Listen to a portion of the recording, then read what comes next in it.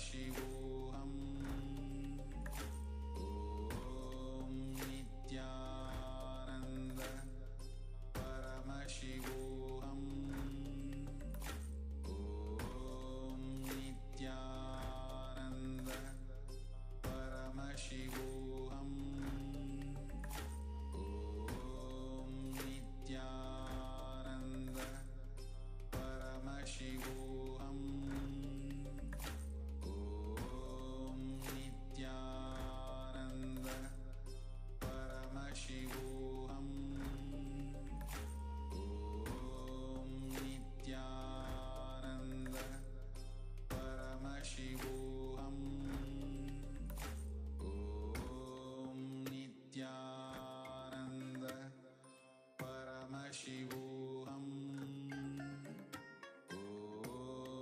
Nityananda Paramashivoham. Om Nityananda Paramashivoham. Om Nityananda Paramashivoham. Om Nityananda Paramashivoham. Om Nityananda Paramashivoham. Om Nityananda Paramashivoham. Om Nityananda Paramashivoham.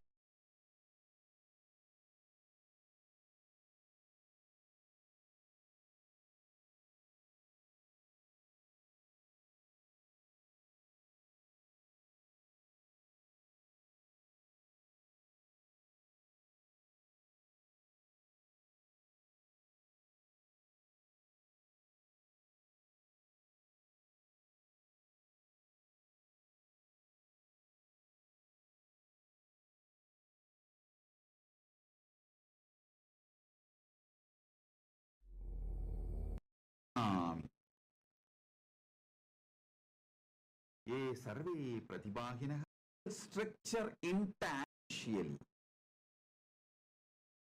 I am sharing it with you all. Listen to these great truths. Number 1.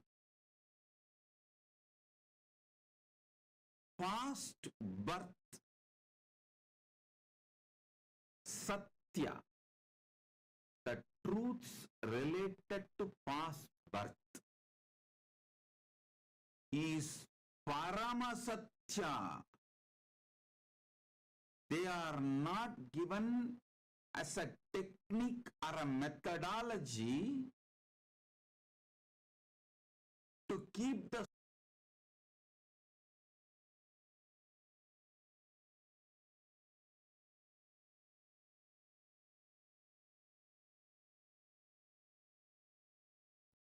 personal being. I give that love back to you as Guru Bhakti and initiation and energy. You just grow it. So be very clear. If you remember, I am a principle, not individual. Principle using this body and playing this whole drama.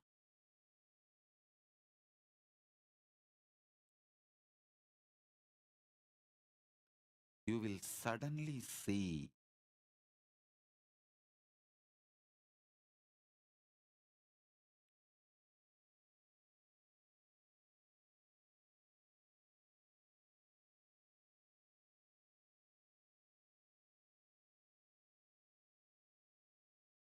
the intensity of initiation becomes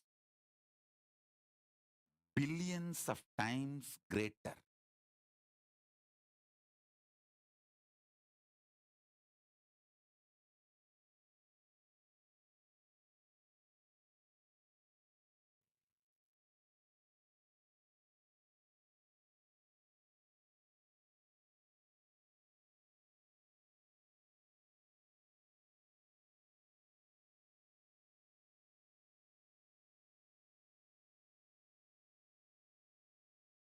I have seen those who connect with me as a principle manifesting, they have a high integrity and they raise too quickly and start manifesting Paramashiva too easily.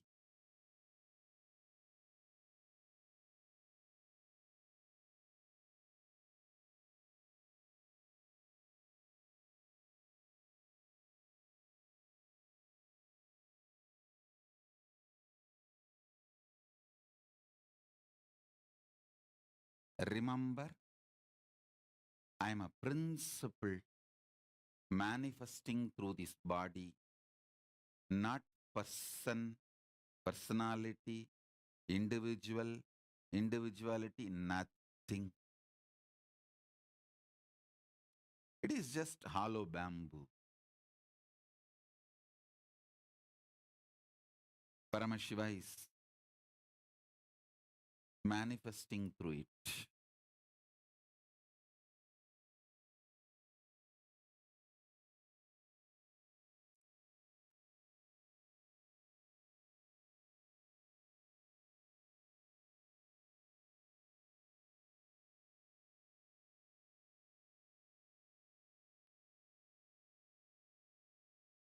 I'll explain the significance of Shaktipada, Diksha,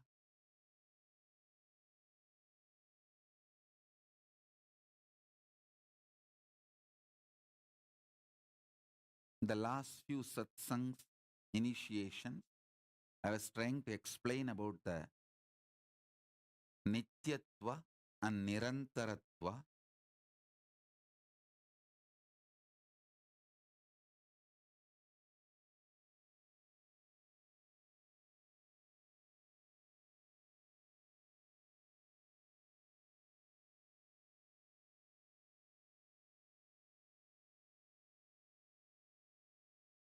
Nityatva, the seven aspects, plus that should two shadow, the Rahu and Ketu. With this totally nine, if you understand this nine component, you will understand Navagrahas. I already said that Brihaspati and Shukra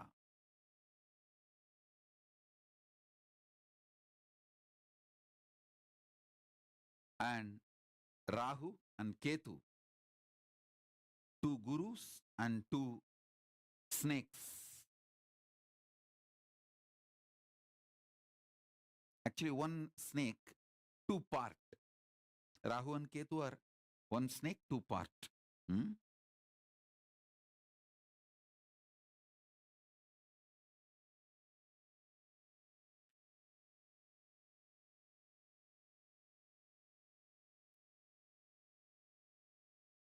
The whole churning of the Milky Ocean story and how the Rahu and Ketu's head and tail were cut. If you read all this, after this satsang and initiation, you will understand how the immortality, you miss immortality when you get caught into the time. The moment you put the questions related to time, how you get caught into the rut logic,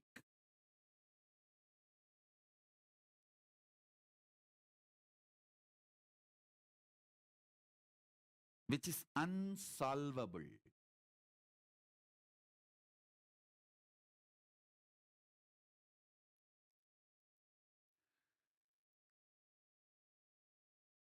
Understand?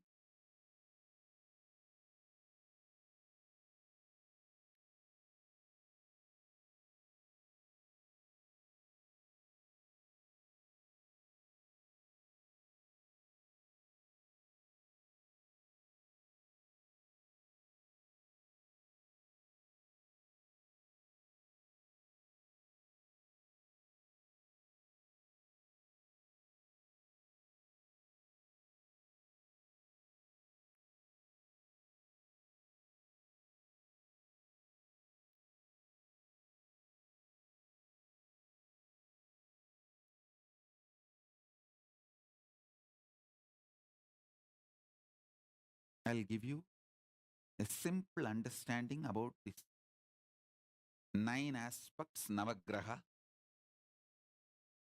Surya, the past, Soma, the past moving into the present, Buddha, listen. After Soma, I'm not coming to Mangala. Buddha. Buddha is the present. Then, present evolving as future is Mangala.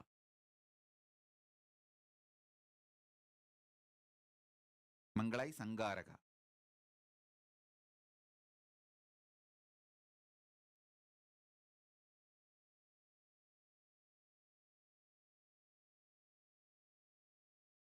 Then, listen. I'll explain step by step. Past is Surya, past evolving into the present is Soma, Chandra. Present is Buddha, not Mangala. Buddha. Present evolving as future is Mangala. Future, Shani.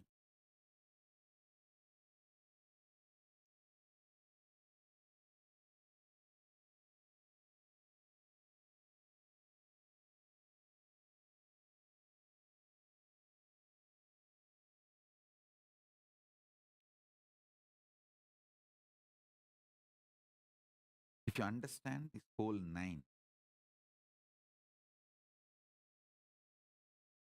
you will understand the whole astrology.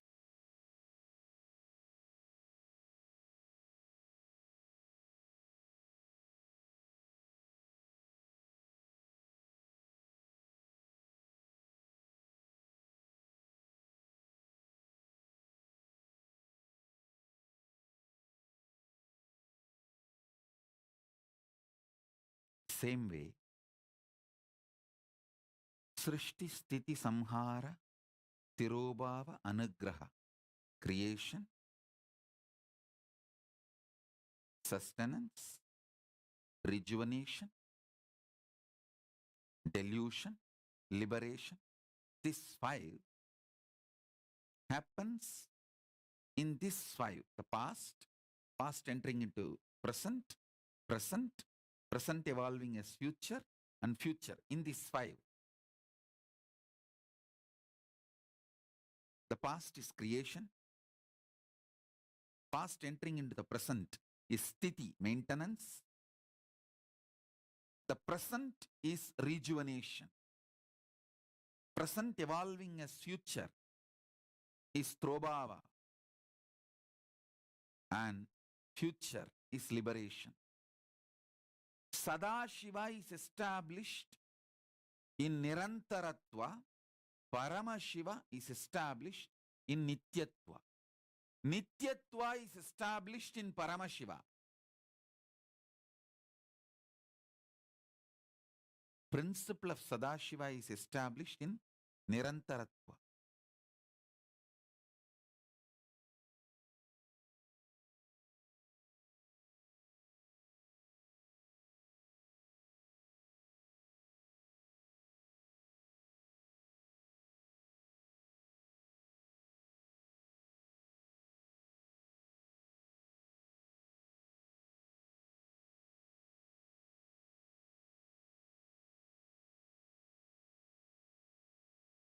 If you are already a disciple studying all the principles I gave, like what is Srishti, what is Sthiti, now you will see the whole thing will fall in place. The whole zigzag puzzle, oh God, Navagrahas are here clearly, Panchakrityas are here clearly. You will just have a clicks after clicks, and you will also know why you are living the way you are living.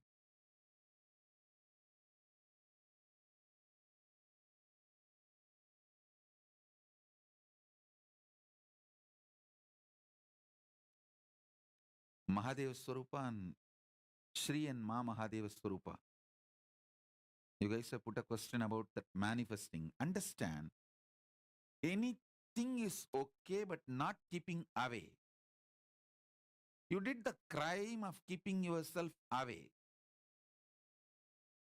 That is where the whole mess. Struggle, nothing wrong. It's not that all the people who come and sit in the satsang don't have inner struggle, but they decide we may struggle, but no question of keeping ourselves away. But unfortunately, you took the decision of keeping yourself away. So then the damage is too much. Now the whole thing need to be rebuilt. And Ma Mahadeva Swarupa is putting a very polite message. I think I have not kept away, but still I wanted to connect. You have kept away. Be very clear. You have disconnected yourself. Let it be very clear. At least see the blunt truth so that you will not commit the same crime again. Sometimes you need to wake up to the truth. You have messed it. So understand and rebuild and don't mess it again. Anything is okay. Don't keep away. That's all. Because all struggles inside you is not yours, mine. I will continue to struggle for you as long as you declare your decision to be integrated, to be connected to me. The moment you keep away, I give them okay. Your conscious sovereignty is more important for me than anything else. So I let you live in delusion. But as long as you don't keep away, I know you are mine. I continue to struggle for you inside and outside. And I do it. I don't like just struggling. I give a breakthrough. I know when to hit the coconut and crack it.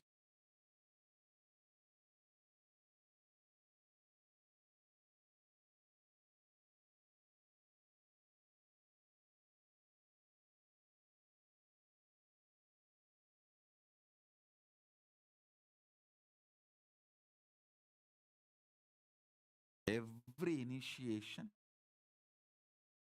I crack the patterns, struggles.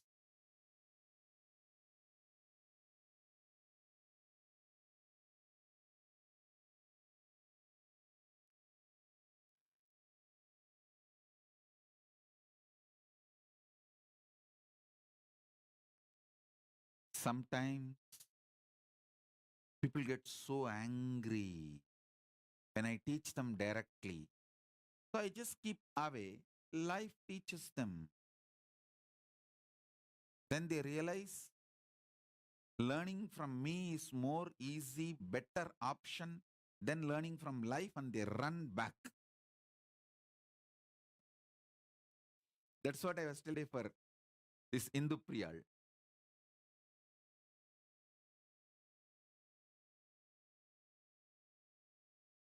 Don't worry. Enjoy your cunningness. Enjoy your hypocrisy.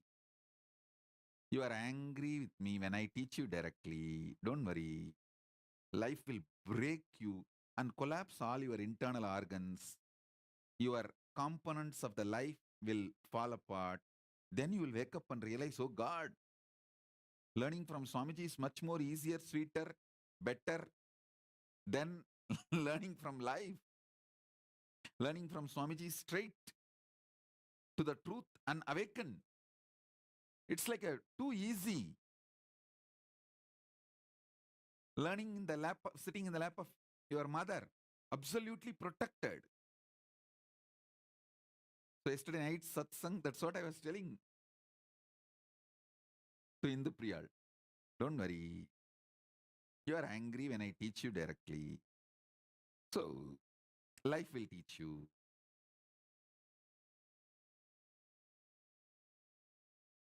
The various components of your life will fall apart. You will wake up, oh God, no, no, no, no, no. It's really going beyond my hands. It's going overboard. Let me learn. Let me decide to learn from Swamiji. Then you will come back. Then I say, all right, now start. All of you should know. I do not make personal decisions. I do not make individual decisions. I have no individuality, personality. I am not a person. I am not an individual. I am a principle. Hey, listen. Principle flourishes in aloneness and in silence. Personality flourishes in the crowd and mob. That is why the politicians always need mob. I don't need mob. I just need me. I flourish within me because I am principle. Listen, politicians will lose all their grace if they are moved away from mob. It is that mob keeps them energetic, high. Mob is the source of their power. Mass is the source of their power.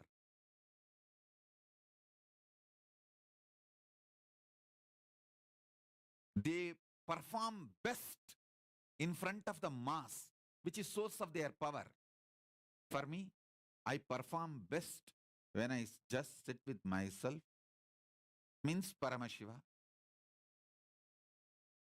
Last 3 years, best life. Because I sit with myself, no mob, no mass, nothing. As I said, I have not even met individuals more than I can count in my finger. It is only single digit number. The people I met.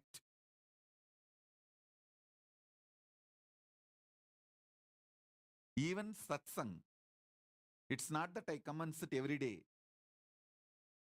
When I am overflowing with the principle and it just wants to bust, I come here, bust and give us initiation, share, elevate all of you, raise, give you all, pour myself on all of you, then again sit back.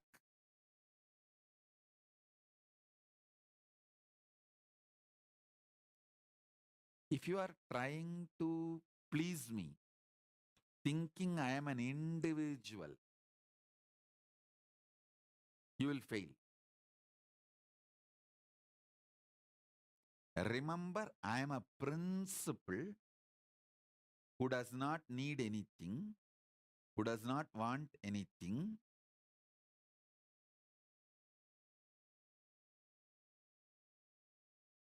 If I have to manifest in you, integrity is like a path, that's all, nothing else. So let me remind and redefine again the integrity. Integrity is nothing but what you decide, how you will hold your relationship with me, and how you declare, the words you utter, the life you live. It should be just simple, straight, that's all.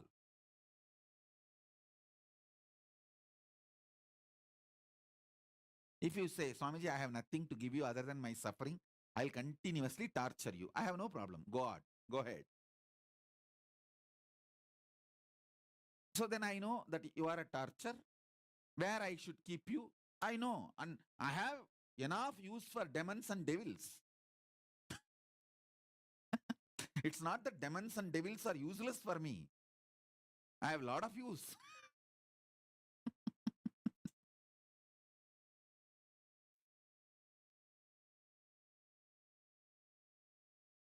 It's a simple, straightforward integrity.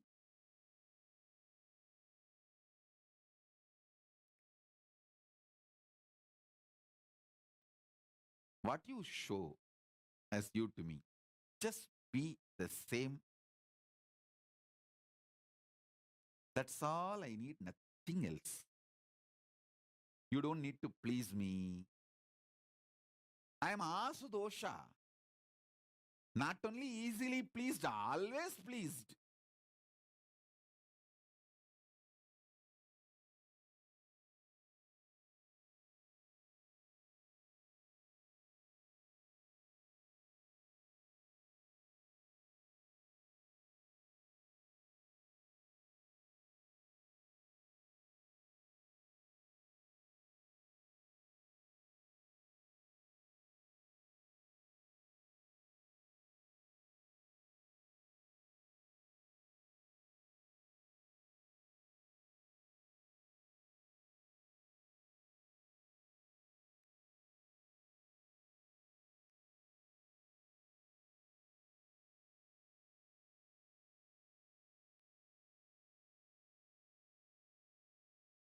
People who try to have a political relationship with me, like a based on the situation, they only utterly fail, miserably fail. There is nothing to complicate, nothing to play politics, because I am not a personality or individuality.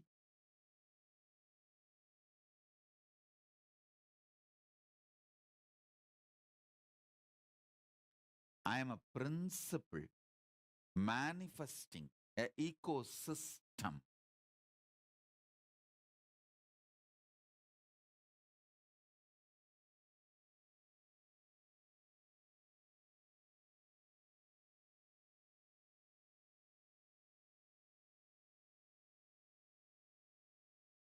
Just remember this and sit.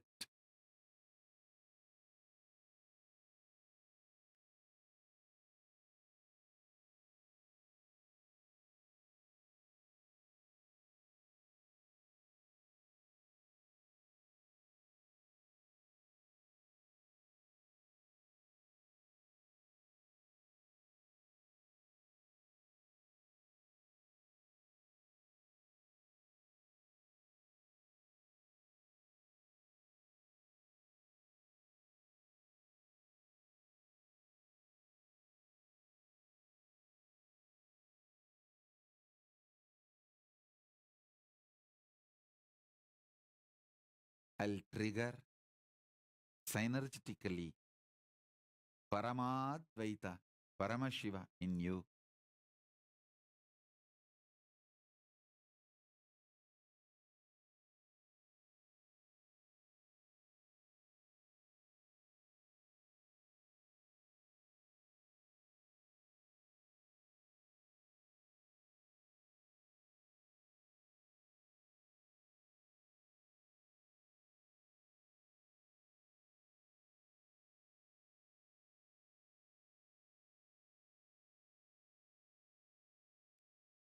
So take this one message.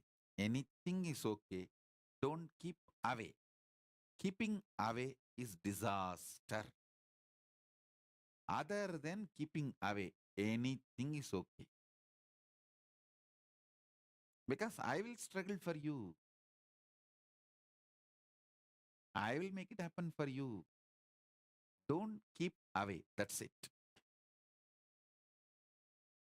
I'll make it for you earliest, easiest, best. This huge resource called Paramashiva is available to you to make everything best possible.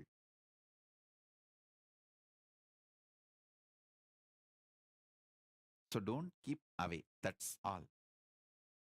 Is the essence of today's initiation. Even if you are struggling, don't keep away.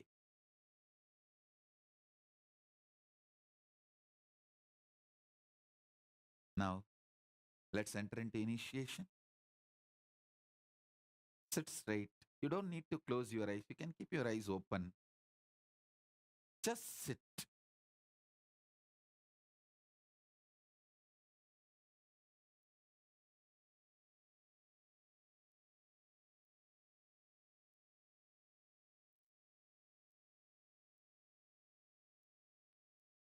Om Om Om Om Om.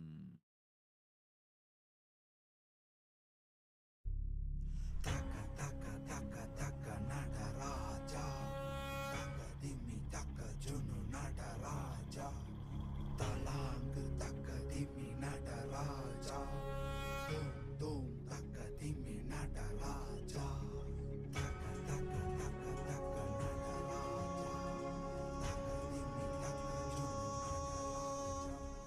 Nataraja தலாங்கு taka dimi Nataraja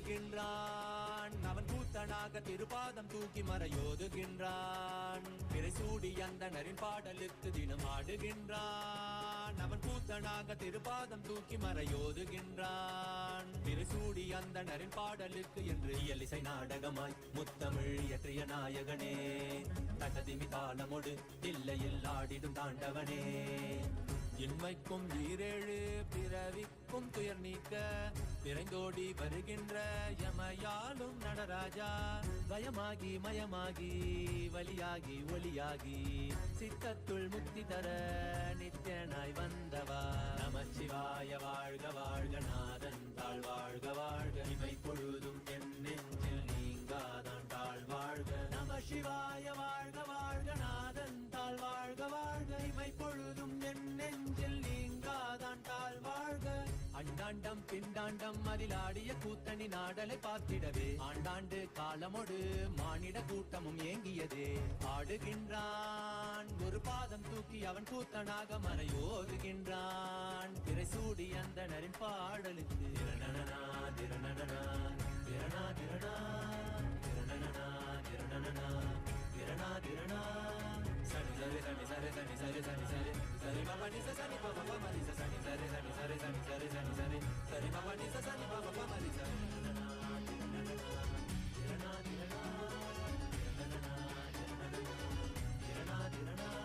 tajom takida takadimi tajom takida tajom takida takadimi tajom takida tajom takida takadimi tajom takida tajom takida takadimi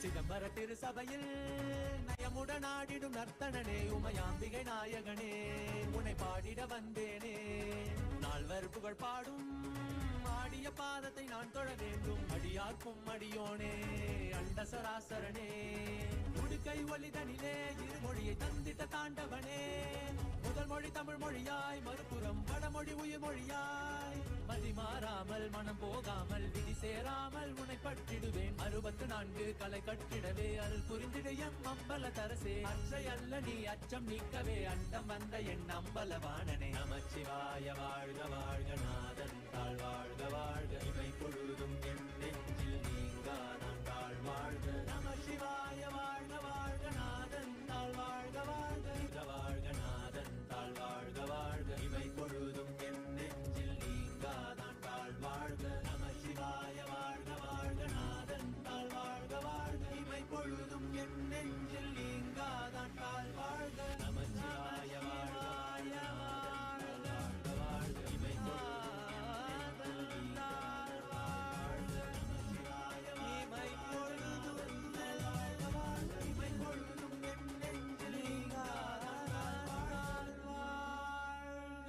Sari sa pari pa mari mari sa sari sa pari pa mari mari sa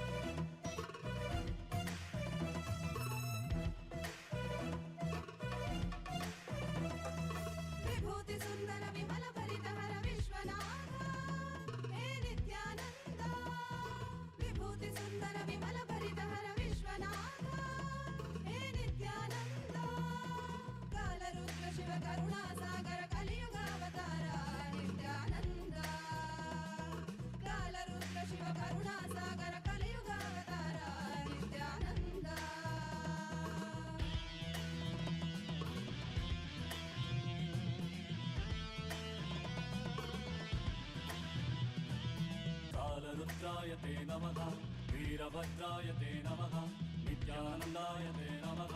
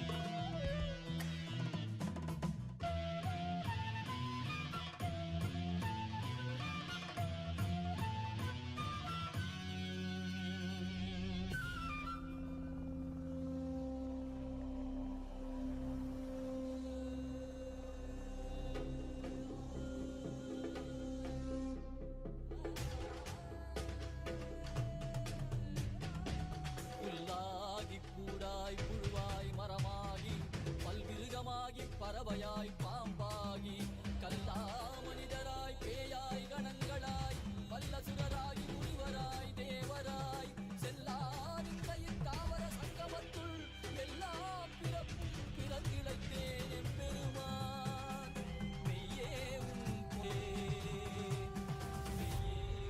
பொன்னடிகள் கண்டு இன்று வீடு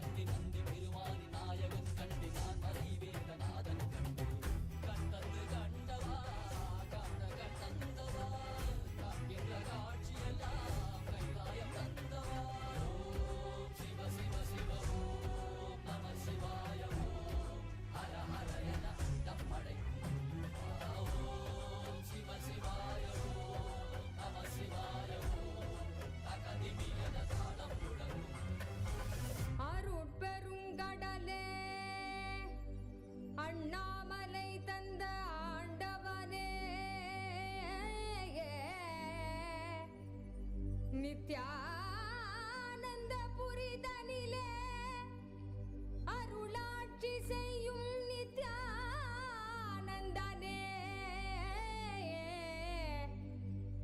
ஞானச் சுடரே தியான திருவுருவே நித்யானந்தனே சத்குருநாதனே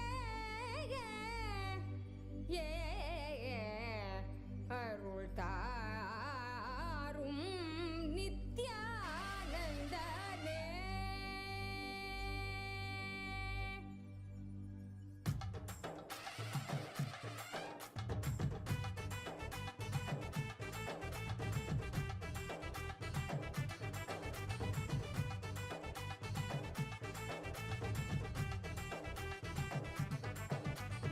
ஆடிவா நித்ய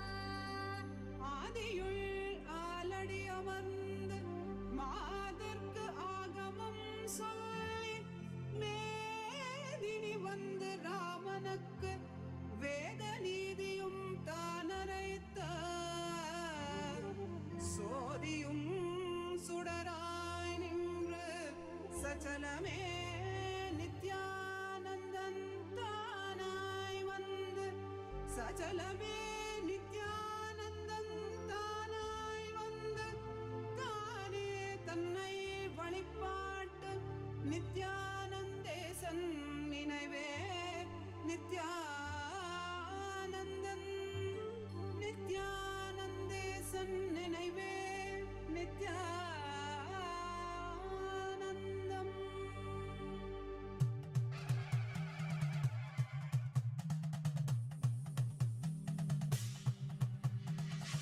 नागेन्द्रहाराय त्रिलोचनाय भस्माङ्गरागाय महेश्वराय नागेन्द्रहाराय त्रिलोचनाय भस्माङ्गरागाय महेश्वराय नित्याय शुद्धाय दिगम्बराय तस्मै नकाराय नमः शिवाय नमः शिवाय नमः शिवाय नमः शिवाय नमः शिवाय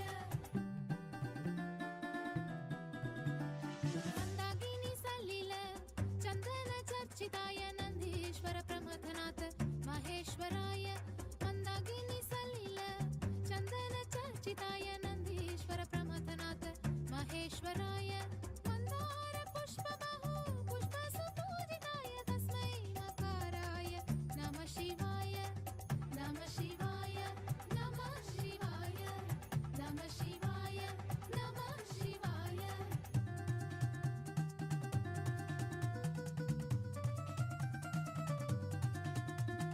शिवाय गौरी वदनारविन्द सूर्याय दक्षात्परनाशकाय श्रीनीलकण्ठाय वृषध्वजाय तस्मै शिकाराय नमः शिवाय तस्मै शिकाराय नमः शिवाय तस्मै शिकाराय नमः शिवाय तस्मै शिकाराय नमः शिवाय नमः शिवाय नमः शिवाय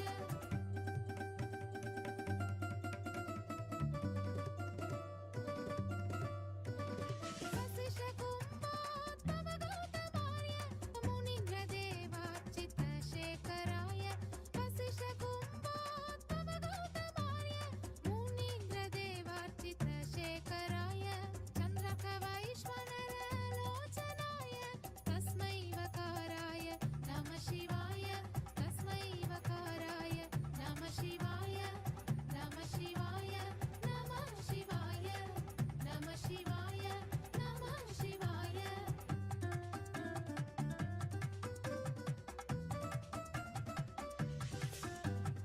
यक्षस्वरूपाय जडधराय यक्षस्वरूपाय जडधराय पीनाकहस्ताय सनतनय पीनाकहस्ताय सनतनय दिव्याय देवाय दिगम्बराय दिव्याय देवाय दिगम्बराय तस्मै यकाराय नमः शिवाय तस्मै यकाराय नमः शिवाय नमः शिवाय नमः शिवाय नमः शिवाय नमः शिवाय नमः शिवाय नमः शिवाय नमः शिवाय नमः शिवाय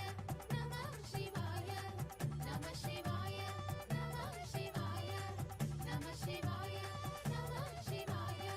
नमः शिवाय नमः शिवाय नमः शिवाय नमः शिवाय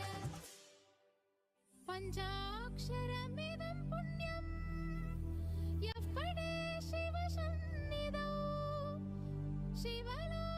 शिवलोकमवाप्नोति शिवेन सह मोदते शिवेन सह मोदते முருகா கந்தா கடம்பா கதிர்வேலா கார்த்திகேயா குமரா குருபரா சிவகுமாரா சிவகாமி சுதனே செந்தில் மாநகர்வாழ் சேவர் கொடியோனே செந்தில் மாநகர்வாழ் சேவர் கொடியோனே சித்தம் கெலாம் நினைந்து சித்தம் கெலாம் நினைந்து நினைந்து உருக சித்தனாய் நித்யானந்த நித்யானந்தனே குரு நித்யானந்தனே நித்யானந்தனே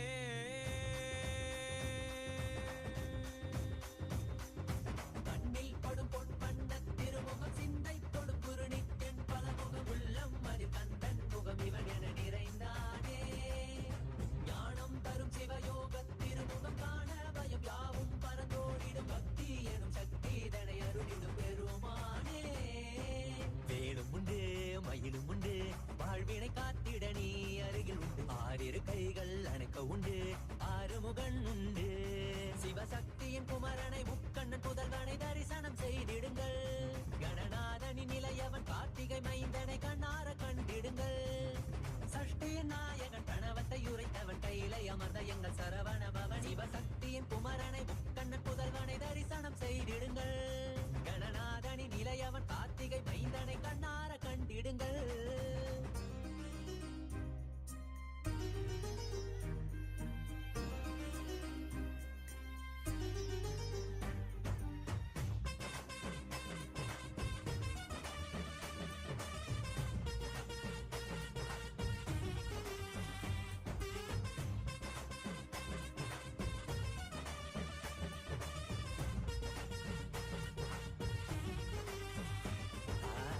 அகண்டிருக்கும் நெற்றியில் குங்குமம் வேலினை போலே தெரிகிறதே குரல் யாவும் இதயம் நுழைந்து சேவர் கொடி போல் அசைகிறதே அசைந்தாடும் கண்கள் இரண்டில் மயிலின் நடனம் தெரிகிறதே அலைந்தாடும் எந்தன் மனமோ அதனை கண்டு குளிர்கிறதே ஜெகம் யாவும் மனிதரின் மனங்கள் தாவியும் ஓடியும் திளைக்கிறதே கையளவை கடலா எண்ணி வாழ்வை தினமும் தொலைக்கிறதே அவனியில் கிடைத்த அதிசயம் நீயே இருளை விளக்க வந்த காவியம் நீயே அவனியில் கிடைத்த அதிசயம் நீயே இருளை விளக்க வந்த காவியம் நீயே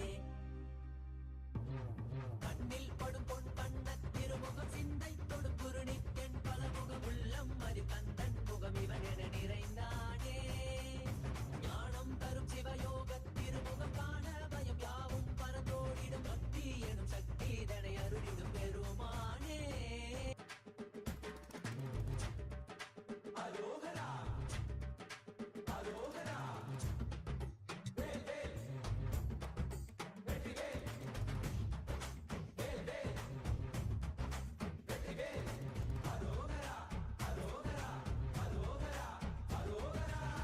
குன்றின் மீதிலே குமரனாய் தெரிபவனே தேவர் வேண்டிட வீரனாகிய சூரனை அழித்தவன் இவனே குன்றின் மீதிலே குமரனாய் தெரிபவனே தேவர் வேண்டிட வீரனாகிய சூரனை அழித்தவன் இவனே கடல் தாண்டி மொழி தாண்டி தமிழ் பேசும் முந்தன் மொழி கேட்டு பல கோடி உயிர் பேசும் கடல் தாண்டி மொழி தாண்டி தமிழ் பேசும் முந்தன் மொழி கேட்டு பல கோடி உயிர் பேசும் காவடி பண்ணி காவடி அதை ஏந்தி ஆடி பாடிட மனம் மகிழ்ந்திட முடி திளைத்திட மலையேறி வந்து வணங்கிட மாயோனின் மருகனே தமிழ் காக்கும் தலைவனே வீரத்தின் புதல்வனே வேல் தாங்கும் வேந்தனே வேலவா ஷண்முகா கைலையாண்டிடும் நித்யனே பரபரவா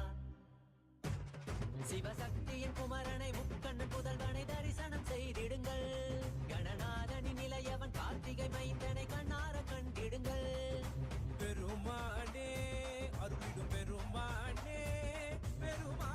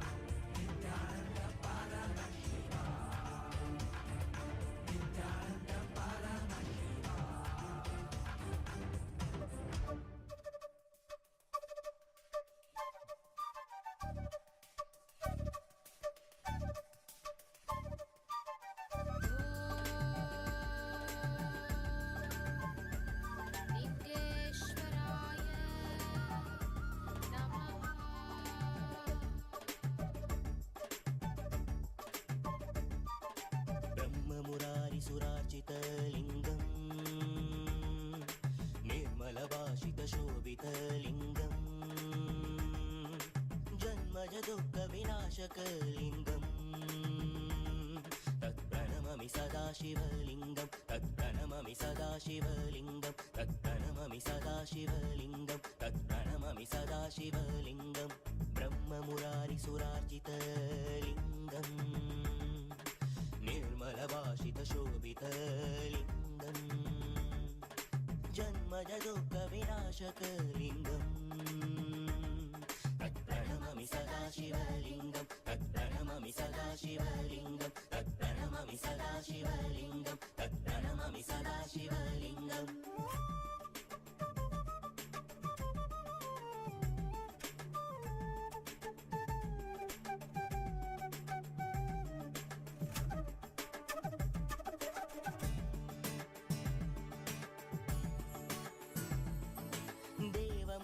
देवमुरारिप्रवरचितलिङ्गं कामदगनकरुणाकरलिङ्गं देवमुरारिप्रवरचितलिङ्गं कामदगनकरुणाकरलिङ्गं रावणदर्पविनाशनलिङ्गम्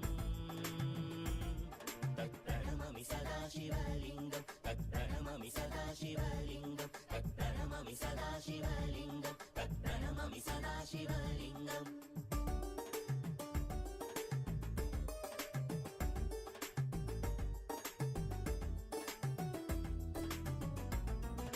सर्वसुखन्ति सुलेपितलिङ्गं बुद्धिविवर्तनकारणलिङ्गं सर्वसुखन्ति सुलेपितलिङ्गं बुद्धिविवर्तनकारणलिङ्गं सिद्धसुरासुरवन्दितलिङ्गम्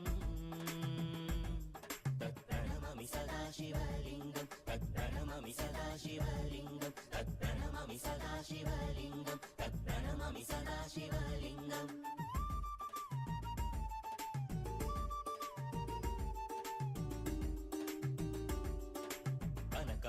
कनकमगामणिभूषितलिङ्गं अनिपतिवेष्टितशोभितलिङ्गं कनकमगामणिभूषितलिङ्गं अनिपतिवेष्टितशोभितलिङ्गं दक्षसुयज्ञविनाशनलिङ्गम् तत्प्रणममि सदा शिवलिङ्गं तत्प्रणममि सदा शिवलिङ्गं तत्प्रणममि सदा शिवलिङ्गं तत्प्रणममि सदा शिवलिङ्गम्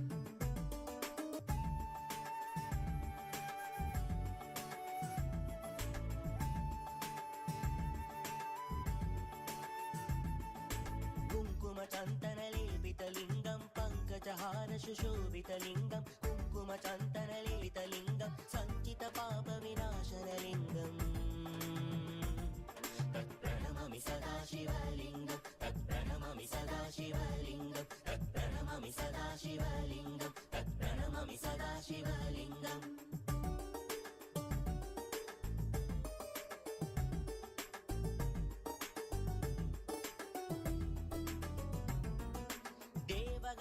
देवगणार्चितसेवितलिङ्गं भावयर्भक्तिभिरेव च लिङ्गं देवगणार्चितसेवितलिङ्गं भावयर्भक्तिभिरेव च लिङ्गं दिनकरकोटिप्रभाकरलिङ्गम् तत्प्रणममि सदा शिवलिङ्गं तत्प्रणममि सदा शिवलिङ्गं तत्प्रणममि सदा शिवलिङ्गं तत्प्रणममि सदा शिवलिङ्गम्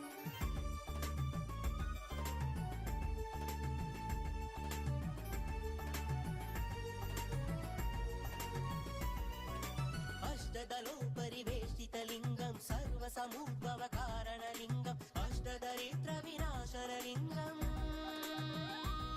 तत्प्रणममि सदा शिवलिङ्गं तत्प्रणममि सदा शिवलिङ्गं सुरगुरुसुरवरपूजितलिङ्गं सुरवनपुष्पसदार्चितलिङ्गं परात्परं परमात्मकलिङ्गम् तत्प्रणममि सदा शिवलिङ्गं तत्प्रणममि सदा शिवलिङ्गं तत्प्रणममि सदा शिवलिङ्गं तत्प्रणममि सदा शिवलिङ्गम्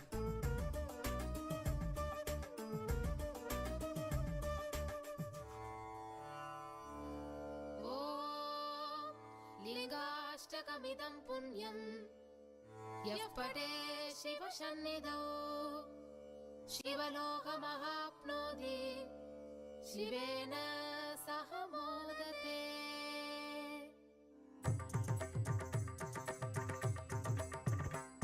तज्जं तत्तं तद्धीं तत्तों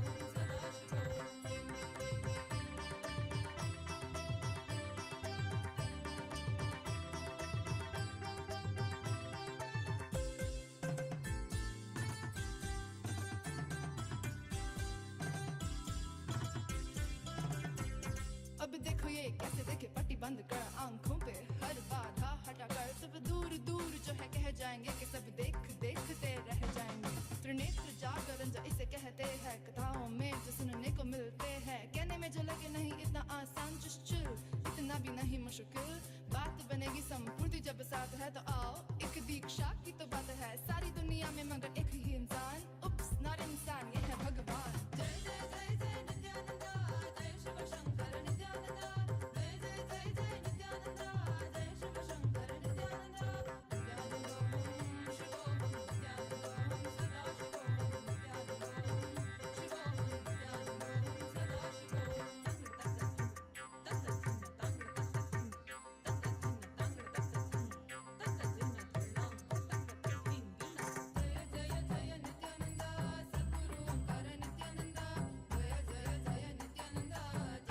शंकर नित्यानंदा जय जय जय जय नित्यानंदा जय Shiv Shankar Nityananda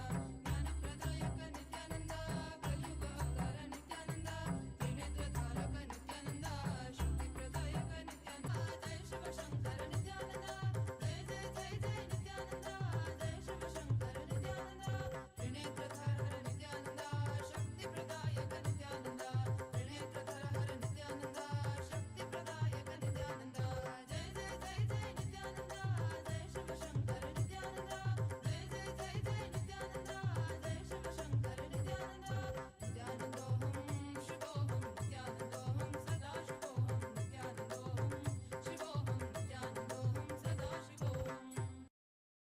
as a living manifestation, Paramavatara of Paramashiva, I initiate everyone who is connected with me through the internet and internet with Paramadvaita, with Paramashiva, ultimate oneness with the ultimate being, existence, Paramadvaita of Paramashiva. Om, Om, Om. Let's all radiate with integrity, authenticity, responsibility, enriching, causing, living Shuddhadvaita Saivam, Paramadvaitam, the state, space, powers, being, superconsciousness, and Kailasa, Maha Kailasa, Paramashiva, Paramashivoham, Om Nityananda Paramashivoham, the eternal bliss, Nityananda. Thank you. Be blissful.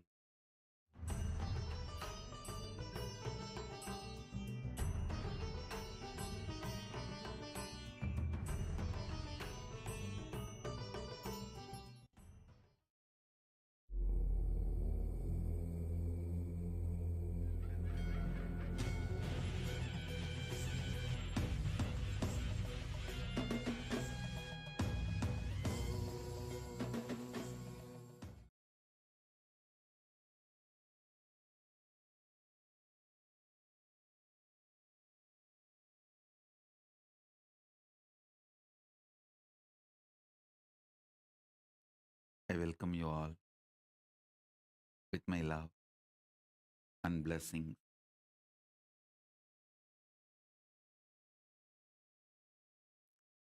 Paramashiva's message directly from Maha Kailasa.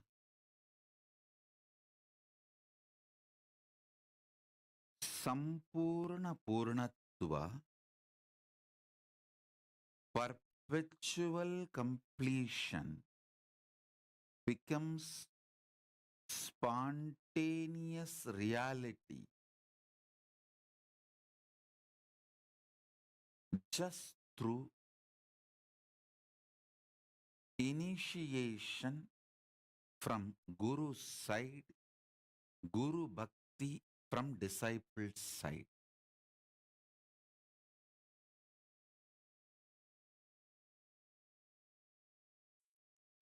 Listen, listen, Listen intensely.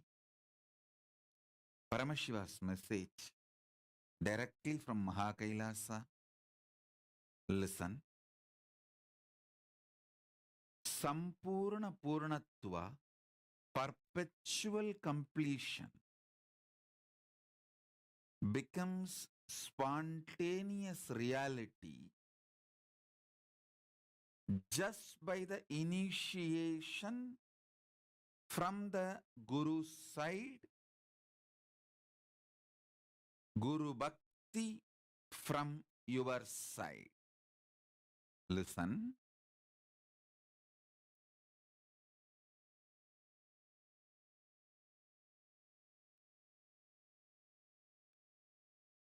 Today, I'll be just making 7 Satya statements, powerful cognitions, truths.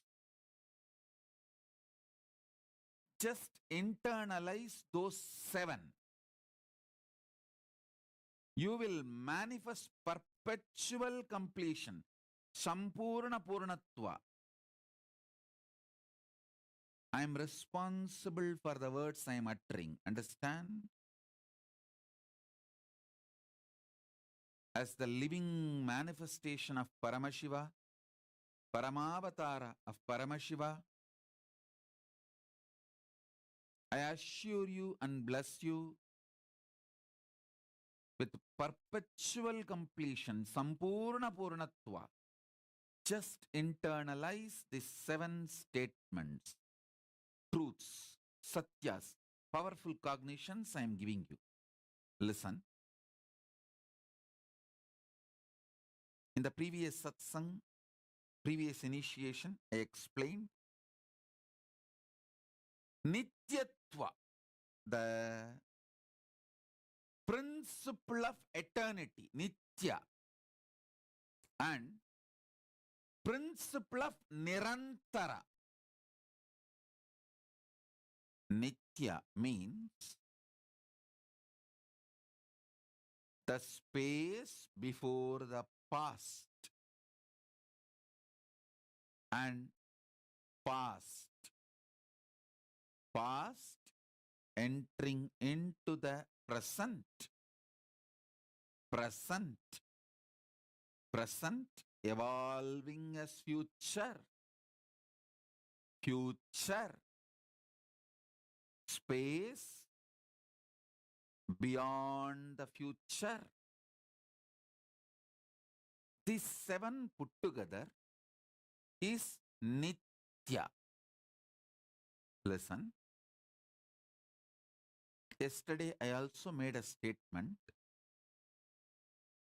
The space of Rahu and Ketu, where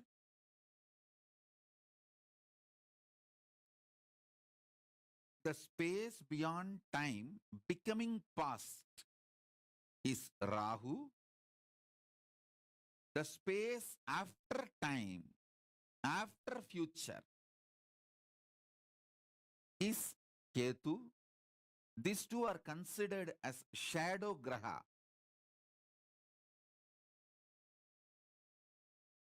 You may ask why the 2 are considered as shadow graha. Listen to this statement. There is no existential evidence cosmically that time as manifested in reality as past, present, future, even though the units to measure the time is created for comparative reality. Let me repeat. Cosmically, no evidence, no proof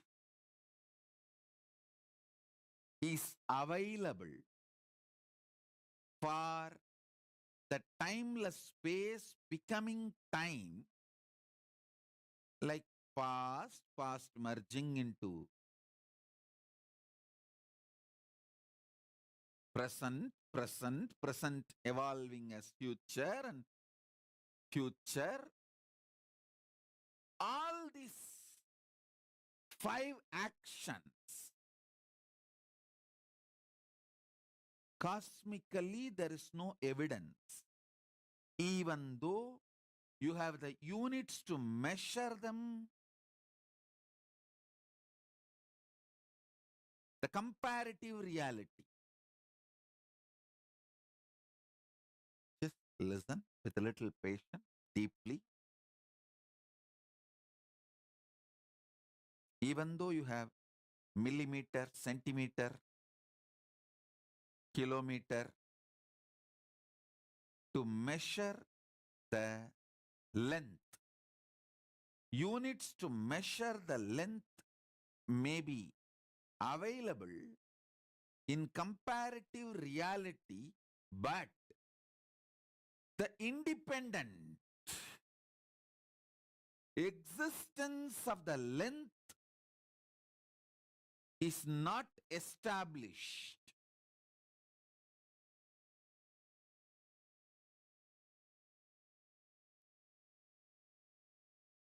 Anything which has a comparative reality existence alone, not the existential reality existence, may have measuring units created for the utility purpose by human beings, but cannot be given the status of existence.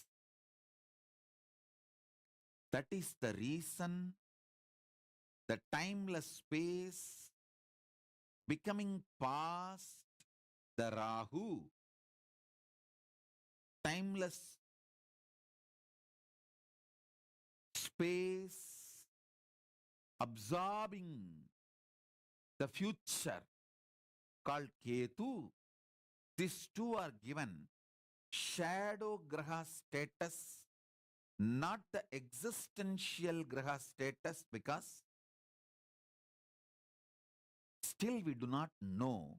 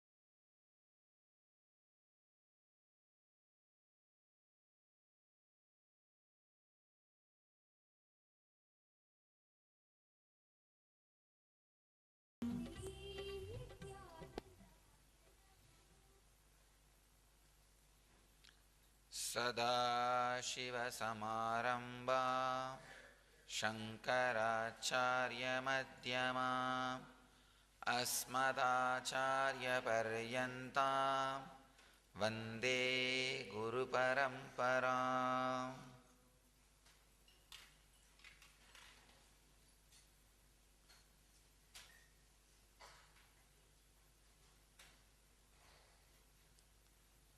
I welcome you all with my love and respects.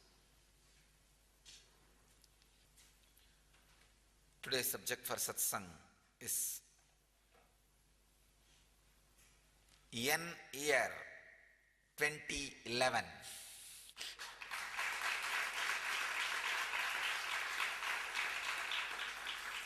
Happy, enlightening, enchanting New Year 2011.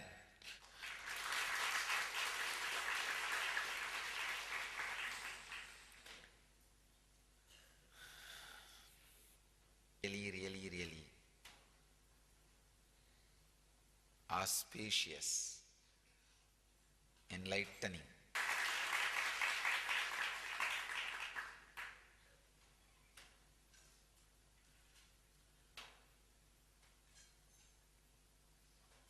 I could see the way the whole energy has turned. 29th, December 29th.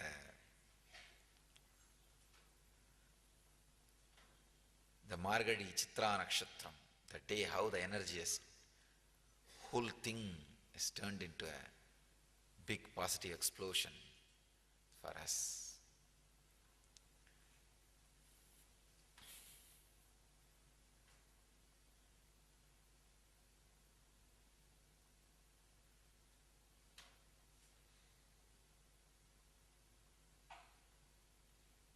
Maybe today I'll give you all less words and more of this auspicious energy and experience. Let us all soak into that today. I know still everyone is floating in that energy of Arunachala. It is an experience. Arunachala is every time I go there, oh God.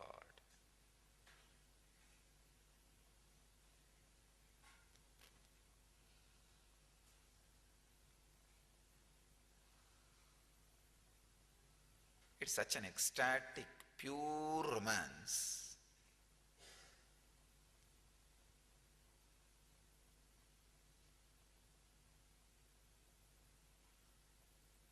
Arunachala.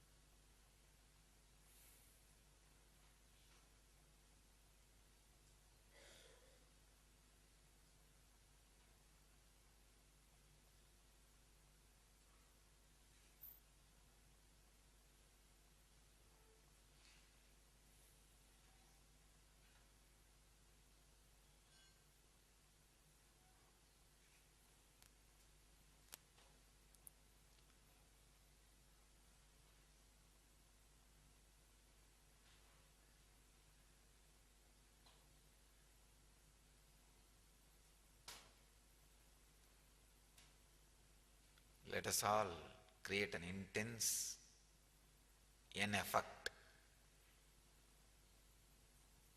to create New Year 2011 in such a solid way, with such a solid foundation,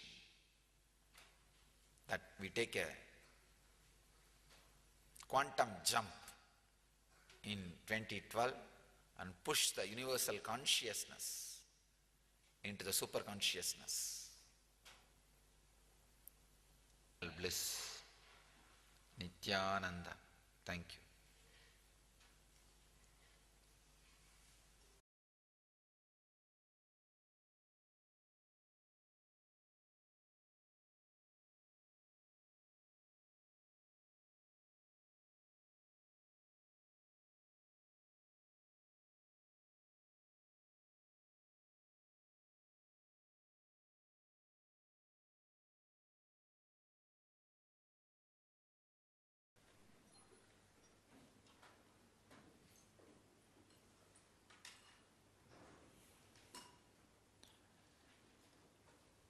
सदाशिवसमारम्भा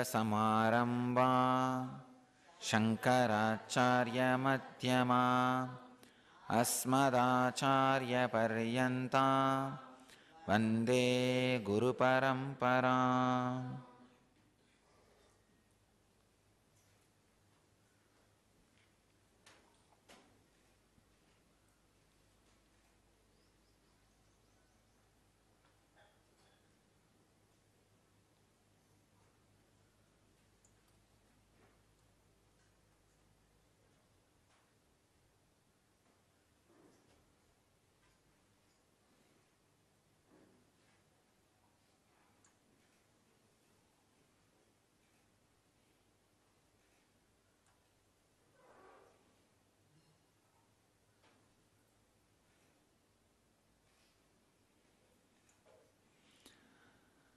I welcome you all with my love and respects. Today is Mother's Day.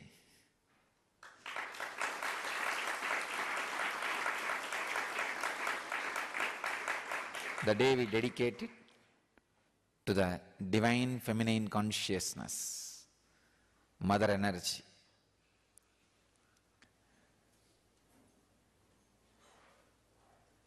Feminine worship, the mother worship, is the unique contribution of Vedic tradition to the spiritual civilization. Please understand. All the spiritual groups all over the world put together is what I call spiritual civilization. The spiritual civilization is present and part of all major religions. In all major religions, the spiritual civilization exists. The spiritual groups, spiritual communities exist. But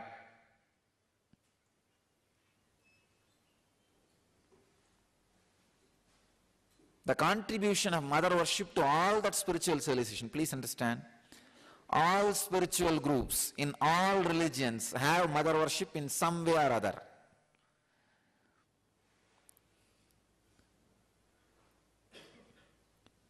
All religions has two parts. One, the spiritual fruit, and religious nut. The religious nut part is always in the masculine power, and it is masculine based. But the spiritual fruit part is always with the feminine worship,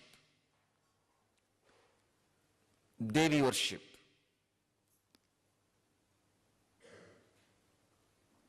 All spiritual groups, civilizations,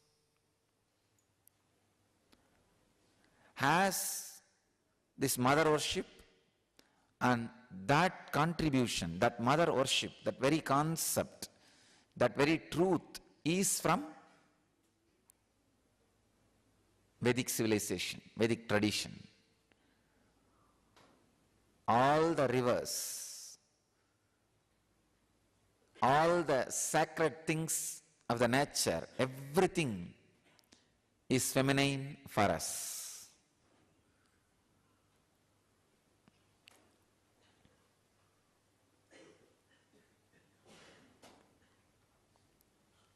In US, all these cyclones and natural calamities are always being named feminine. In India, we would have done opposite. All the sacred things of the nature, we name it feminine.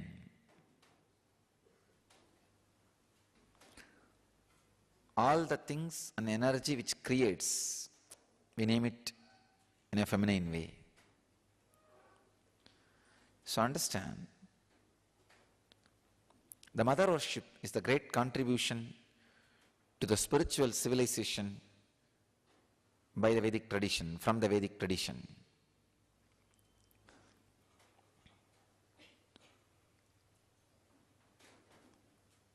My message for Mother's Day is,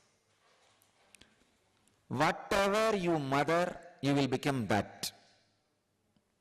If you are mothering violence, anger, low self-esteem, you will become that.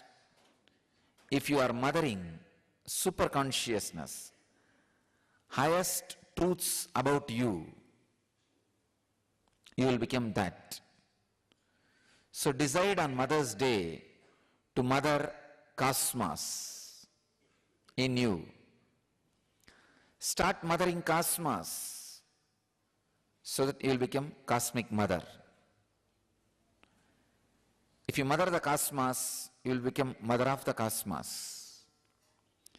The only way to become mother of the cosmos is mother the cosmos. Continuously mother cosmic consciousness inside you by unclutching.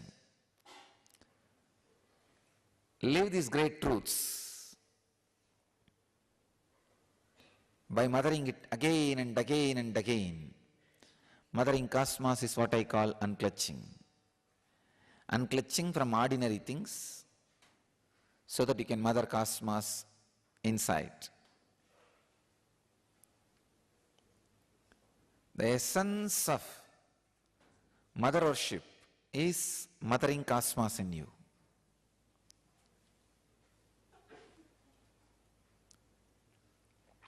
I myself basically a Shakta, mother worshipper.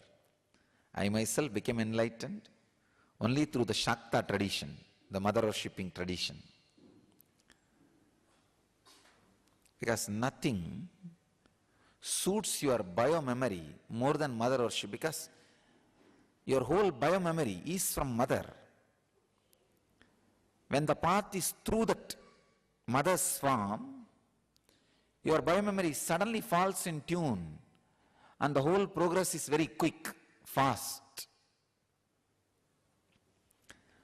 Always the energy expression happens only in mother worship. In all other bhavas, attitudes, it takes a lot of time to experience the energy expression. It's Matrubhava, mother worship, makes the energy experience very quick and strong. You may be in the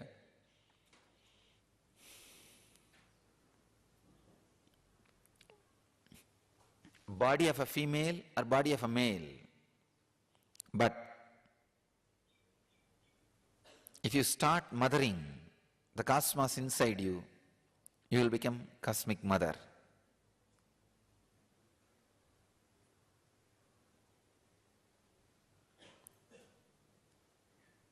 Now, the biggest problem I have is I can't speak on all my favorite subjects. The moment I start speaking, so much comes out, huge traffic jam in the throat.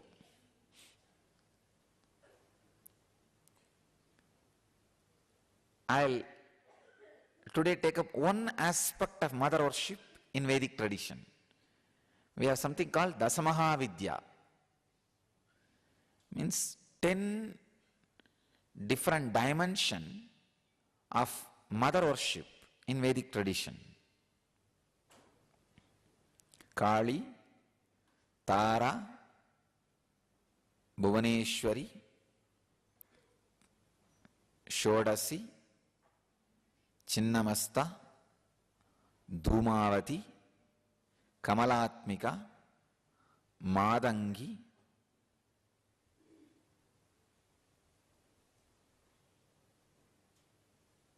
it goes on. 10 different aspects or dimensions of the divine feminine consciousness is worshipped. If you see each form of those 10 different dimensions, it represents one great principle, Kali, the principle of enlightenment. Means, if you see her, she is the embodiment of cosmic causal body from where everything comes out. Dark color and holding knowledge sword in one hand and the severed ego head in another hand, giving abhaya and varada.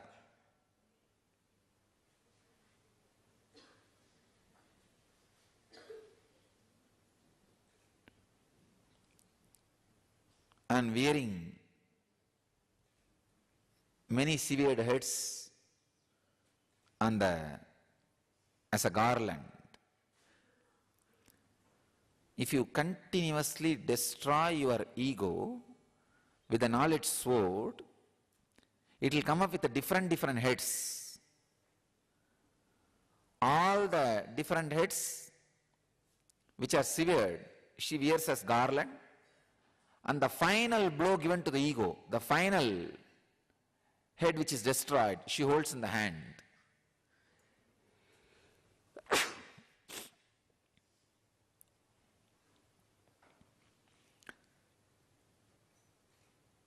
Symbol of enlightenment.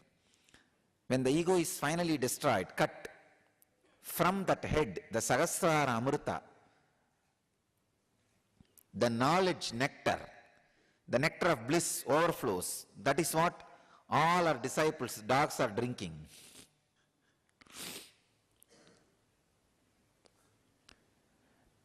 When your ego is cut by the knowledge sword, she gives the boon and protection.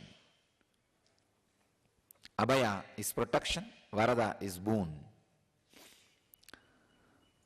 In Vedic civilization, how many people are there? That many gods we need. That is why we put 33 crore gods, because at that time the 33 crore was the world's population. And we need more and more gurus and spiritual leaders to inspire more and more people and elevate them to higher and higher consciousness. I tell you, whatever you understand in Vedic tradition, start sharing with the world. It will do good to you and to the world. There is no such thing as fake guru and right guru. Giving abhaya and varada is Hindu tradition. Giving abhaya and varada is a Hindu tradition. Kali is embodiment of abhaya and varada. See, I don't do materialization, but I never criticize any gurus who materialize. I know through their body that power is expressing. Through my body it is not expressing, so I am very clear. I understand my uniqueness, what expresses through my body. I don't compare. I am very clear the great contribution they are doing. All I am feeling is, in the Rama's bridge, like a squirrel, if I can add few particles of stone or a sand, that's enough. This Vedic tradition is Rama Setu. Nobody can destroy.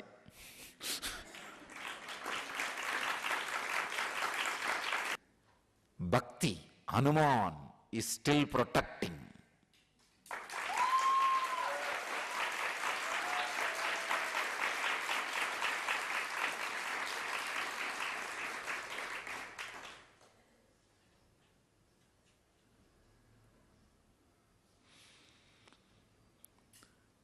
In this Rama Setu, all these great masters are adding whatever way they can, like Angada, Jambavan, all those big warriors. I am trying to add something like a squirrel. That's all. I am very clear about what I can add. The common enemy is collective negativity, violence, religious intolerance. So much of common enemy is there. Let us all gather together and finish that common enemy. Only Hindu tradition can claim living yogis who don't do just tricks, who really express siddhis.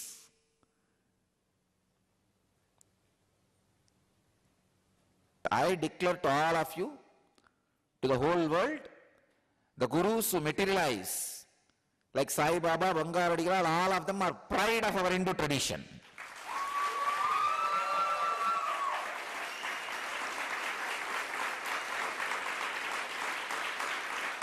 Just because I don't do does not mean people who do should be criticized.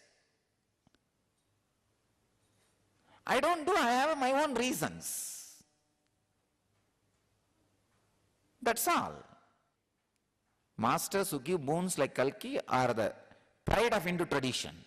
I declare, now I am telling all of you, anybody who attacks any guru, I am going to stand for them.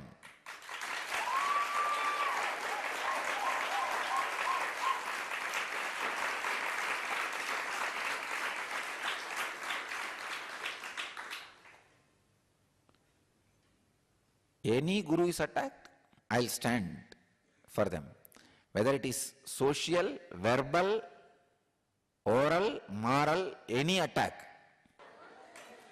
I am defending Sai Baba. I am defending Amritanandamayi. I am defending Bangaradigalar. I am defending Kalki Bhavan. We need to understand so much of depression is there in the cosmos, in the humanity. So much of suffering is there. Right, it is time, let us all stand together and help the humanity to go through the transition. All right. Kali.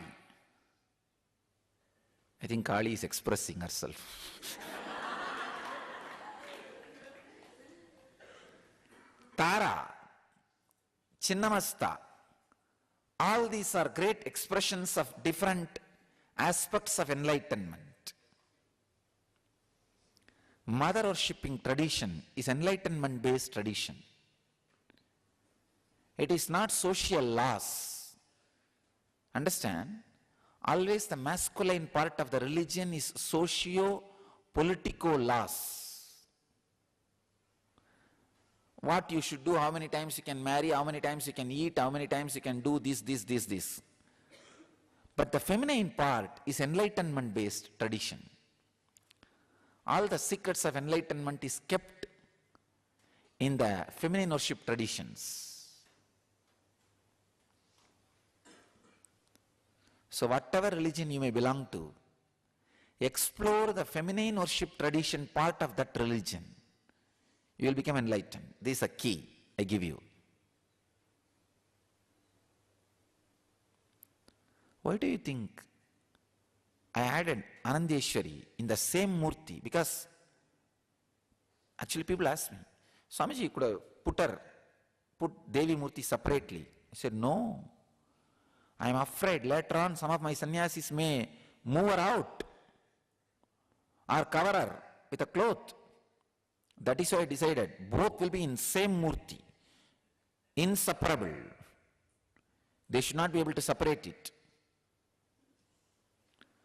Because all the traditions which has become monastic based, the monk based, removed the mother component from the original source.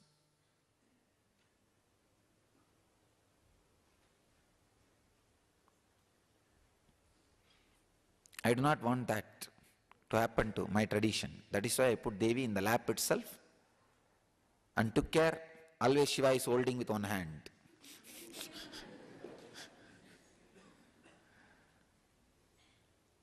Because usually the socio-political laws, the masculine part takes over and the feminine part gets destroyed. The spiritual truths.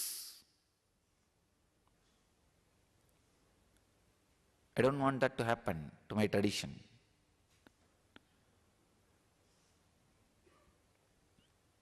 Mother worship is the source of enlightenment-based spiritual traditions. So take this as my message. Mother the Cosmos, you will become Cosmic Mother.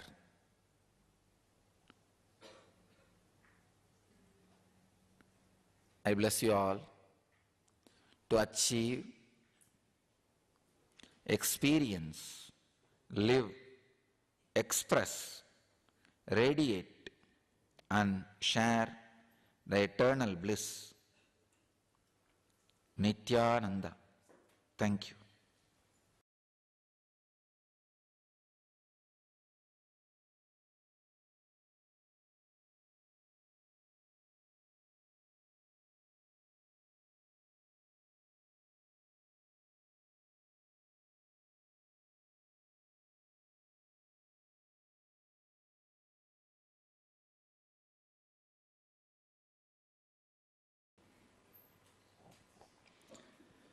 सदाशिवसमारम्भा शङ्कराचार्यमध्यमा अस्मदाचार्यपर्यन्तां वन्दे गुरुपरम्पराम्.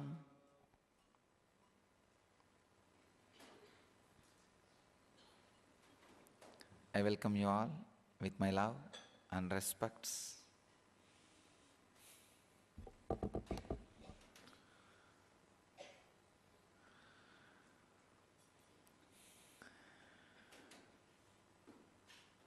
I welcome all the devotees who are sitting around the world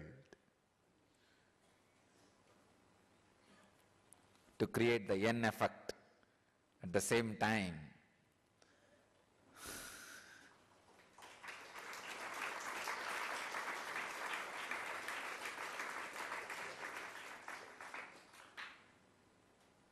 Just sit now with a deep, unclutched mood. I am giving instruction to devotees sitting all over the world.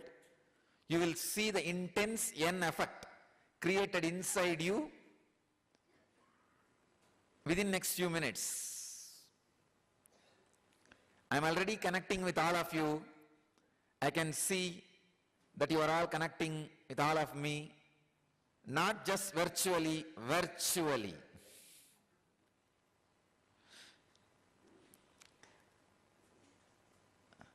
Los Angeles, can you raise your hand? Yes, I could see. And San Jose is already in the N effect. Seattle, yes. Columbus, yes. Houston, yes. Dallas, Toronto, Germany, wow. Turkey, great. Today is Healer's Day. All over the world, all our devotees, ashram centers celebrate Healer's Day. Today's subject is heal yourself and heal the cosmos. Today we will do it literally.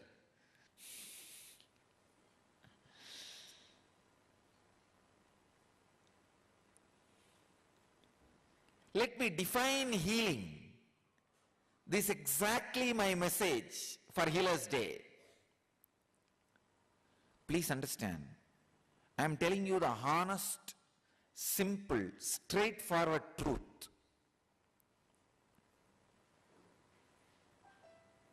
Yesterday, I was reading a book, American Veda, where they are thoroughly analyzing the Hindu gurus, Hindu philosophy, Vedic traditions' influence on America.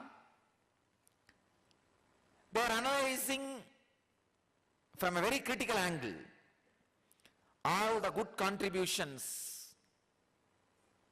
and the great contributions of gurus and the scandals happened around them, how some survived, some did not. They are analyzing the whole cumulative effect of all this on American civilization, the American mind. When I was going through, it was shocking to see the amazing impact done on American psyche, American consciousness by the handful of Babas and Gurus and Swamis. Without an organized network, even with so much of scandals being systematically created around them. Then I contemplated whole night, what can be the reason? Without a proper, amazing organizing structure or a friendly network among themselves, how could they create such huge impact on the American consciousness? I realized, I can say, reconfirmed my realization that Vedic tradition does not need a marketing department. The strength of the philosophy, the strength of the truth puts anybody into the throne if they just decide to represent it as much as they understand. That's all. I tell you, you don't need to do anything. How much you understand,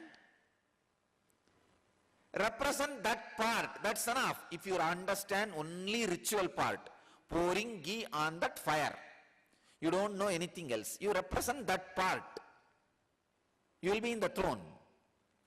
Because the Vedic tradition is time-tested, foolproof. Anything you understand, represent that, you will be sharing a strong, honest truths with the world. If you understand only washing and clothing the deities, you don't know anything else. But you can wash some deity morning till evening and clothe them properly, put food in front and wave incense sticks. You are good at it. You understand only that part of the Vedic tradition. You don't know anything else. Just represent that. You will see the power of the tradition puts you in throne. Or you don't understand washing the deities or pouring ghee in the homa. You only just understand a few Sanskrit words. You can repeat like a parrot. You will read from some Upanishad or from some Purana and repeat like a parrot. That is enough. Represent that. You will be transforming thousands. Or you don't know any of these creative things.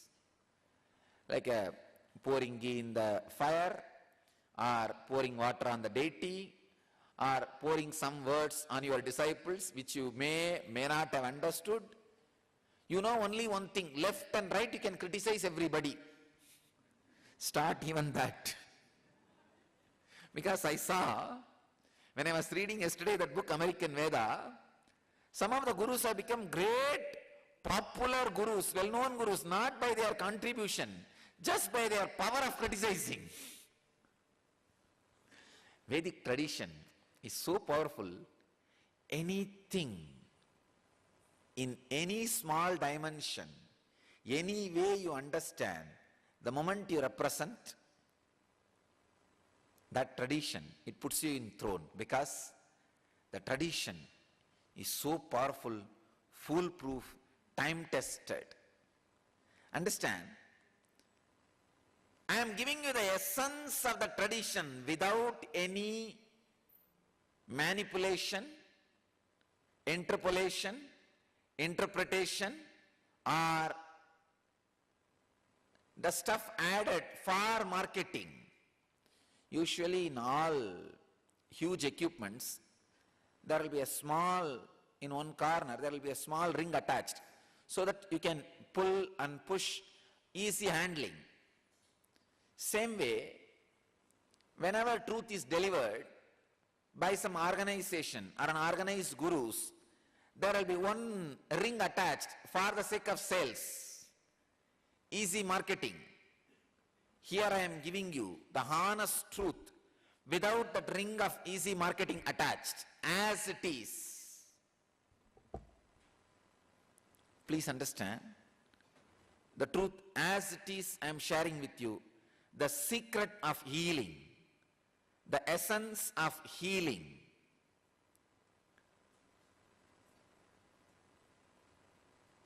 The definition of healing, just be. You will heal your body and people who are around you and the whole cosmos.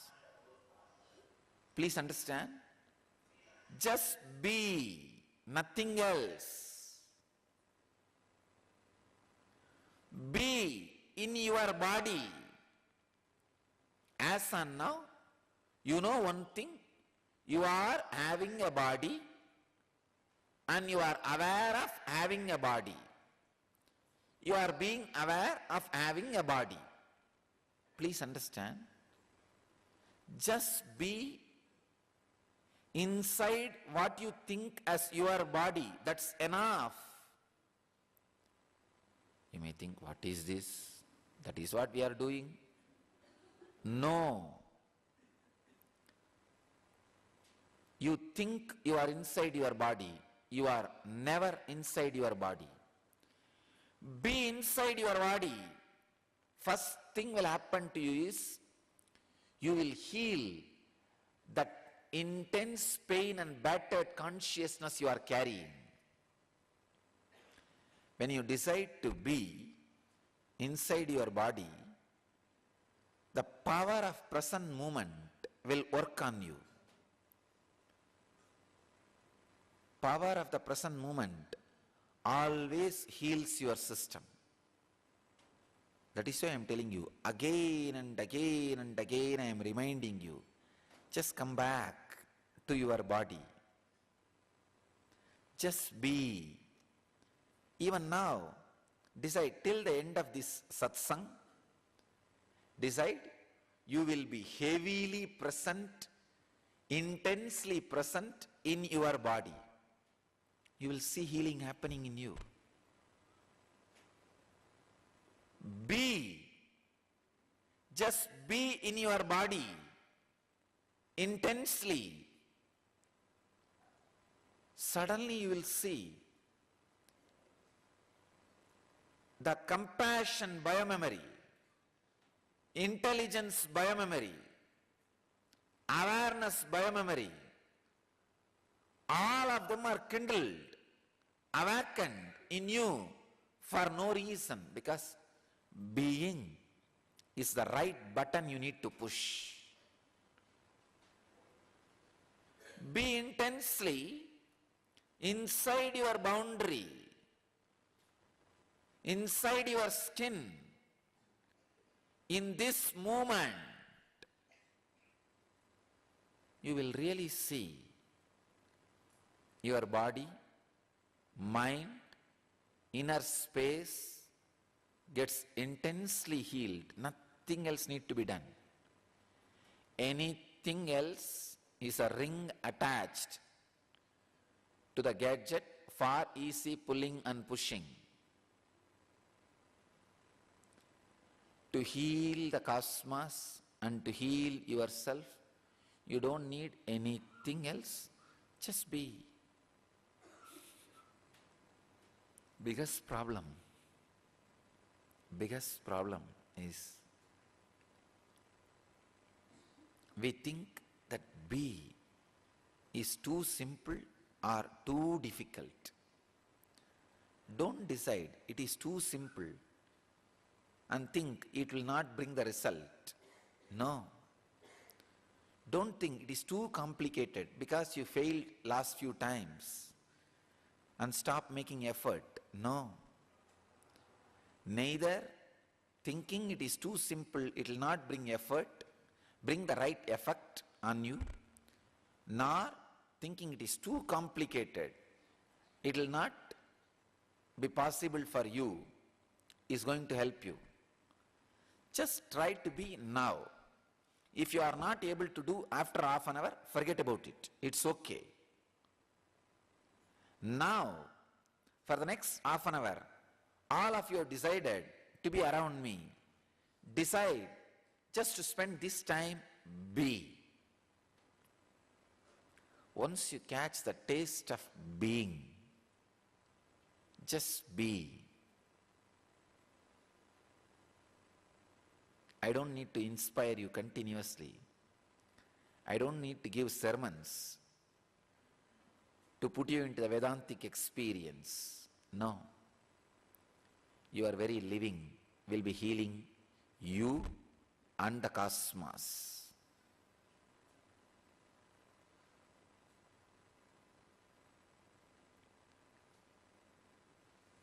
Just be. That is what I am talking for last 10 years with various different words.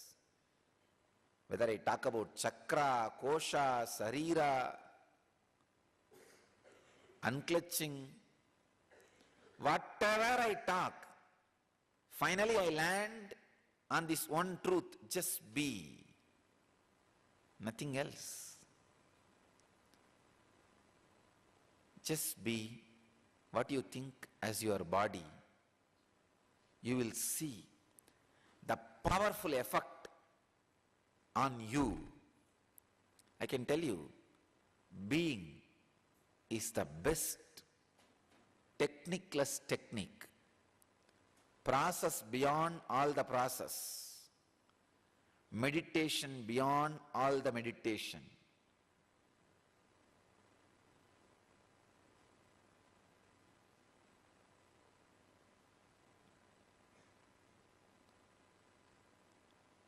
What Buddha describes as tatata, isness. What Shankara describes, purna, fulfillment or fullness. What I describe as unclutching or nityananda. The whole thing boils down to be. Just be. Understand? My message on the Healers' Day to all the healers who belong to Nityananda Sampradaya and all the healers who belong to all the traditions, all the different religious, spiritual, ancient mystical traditions, and all the healers who belong to modern day traditions, whoever is in the field of healing the body and mind of all the beings in the planet Earth, my message to all of you is just be. Even if you are allopathy doctor, just learn how to be in your system.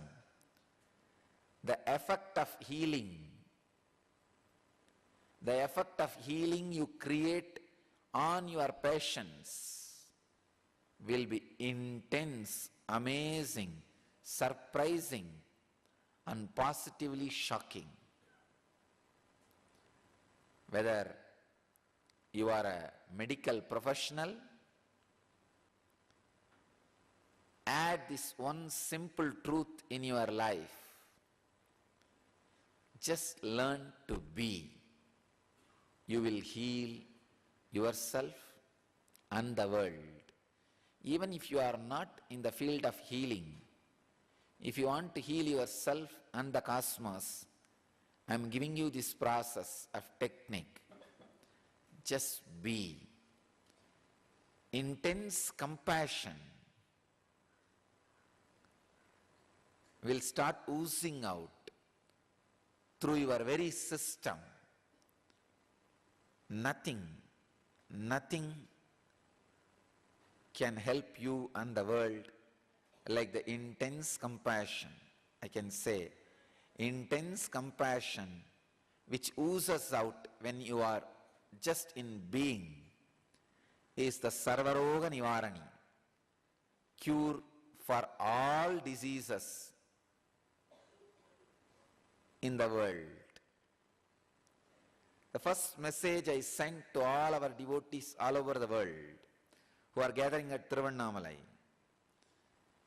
Please understand, this is my message to all the devotees who are assembling in Tiruvannamalai to celebrate my birthday, my Jayanti on 29th December. Have deep love, patience and compassion. During this largest religious persecution happened in this year, throughout this religious persecution, we proved our integrity and our strength just because of our compassion, love and non-violent approach towards this whole scandal. In hundreds of places, thousands of our devotees have been physically, verbally attacked, abused, but we proved our strength by non-violence and by patience. I request all our devotees to adopt the same method of patience and non-violence, even if you are physically, mentally abused. Don't attack them back. Retain your patience. Remain in the honest, integrated compassion. Please understand, when I say integrated compassion, I mean compassion intellectually understood and digested. Not just the compassion of fear. Sometimes compassion can be shown if you are not interested in participating in life. You just want to move away from life. That can be projected as compassion. No. You are all going to participate in the program. You are not going to escape, move away from life. But you are going to show intense, integrated compassion. Please understand, this is my message to all the devotees who are gathering from all over the world. Radiate intense peace, silence, patience, and intellectually integrated compassion. I tell you, learn the art of being, science of being. Extraordinary compassion will be expressing through your system. Extraordinary love will be expressing through your system. Extraordinary understanding about life will be radiating through your system. You will heal yourself and the cosmos. I can say this is the essence of Vedic tradition. When I was reading that book, American Veda, I understood how systematically the Hindu gurus and masters are pulled and scandals are created around them. How the whole unit is dedicated to do this job full time.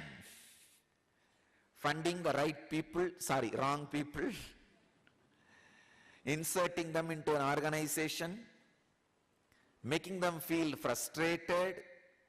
Even those people who are funded and supported by the particular groups do not know they are inserts. They just feel they are doing an honest service of what they experienced. It is such a dirty system of destroying an amazing, thousands of years old tradition. It is time. All the Hindu gurus, Swamis, religious leaders belong to the Vedic tradition. Wake up. I am giving you the wake up call. After studying thoroughly, not only studying, going through with a strong, I can say one of the largest scandal and religious persecution happened in the recent times. I am talking to all of you, addressing all the healers around the world who belong to the Hindu tradition or who have received the inspiration from Hindu tradition, and the devotees, disciples, followers, practicing Hindus. I request and call on all of you, it is time to wake up and stop this continuous onslaught on Vedic tradition and Vedic gurus and continuous scandals created on Vedic tradition and Vedic gurus. It is time we all stand up to heal the world. If not, I am afraid the very signs of healing may disappear from the planet Earth, which will be too costly. Too costly. It's time we wake up and send a message of compassion, healing in a non-violent way to the whole universe, whole planet Earth, in a systematic, organized, non-violent, but strong way. Strong way as huge spiritual wave. So, I request all the devotees around the world. Now, I'll sit with you all for 3 minutes. Just be. Let us create the intense effect on your body and on the world. Let's heal us and the cosmos. Please just close your eyes and just be. Unclutch and be. No need for any mantra, meditation, nothing. Just unclutch and be. I'll see that all of you experience the intense N effect as the part of the N effect. You may experience physical or psychological levitation, peace, bliss, anything. Just allow it. Let the N effect happen on all of you and the cosmos. Let us heal the cosmos. Sarvo jana sukhino bhavantu.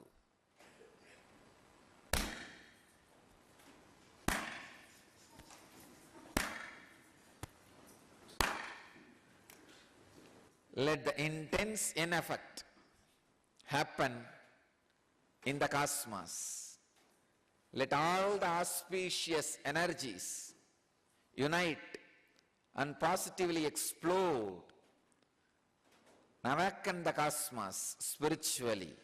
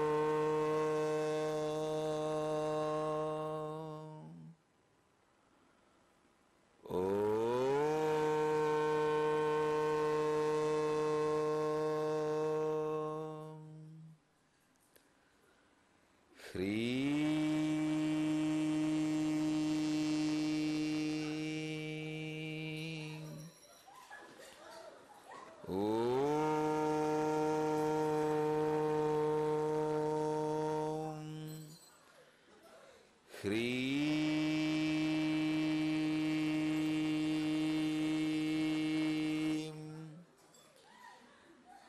Om Hreem.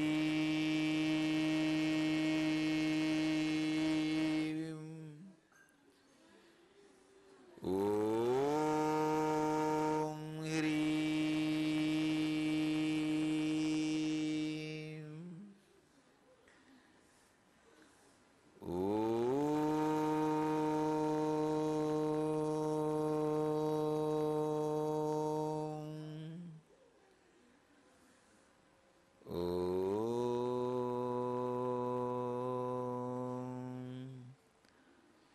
Shanti, Shanti, Shanti.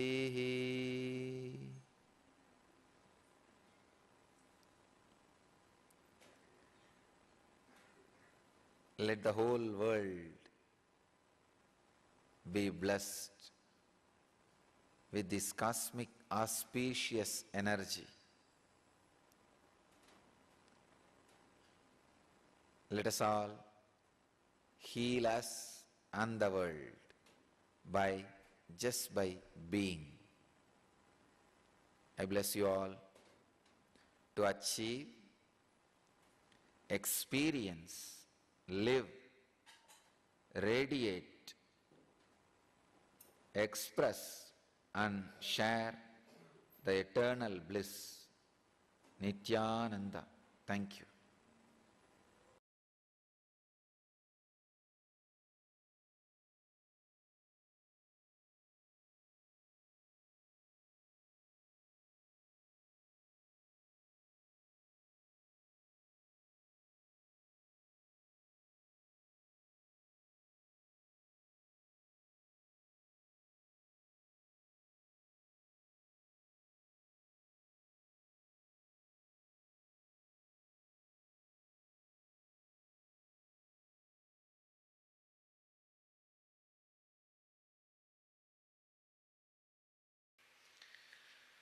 Sadashivasamarambham Shankaracharya-madhyamam Asmadacharya-paryantam Vande Guru-paramparam.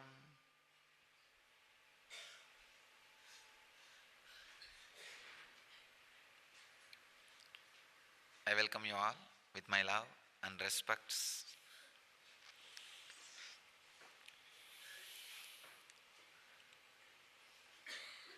Today is Ashramites Day.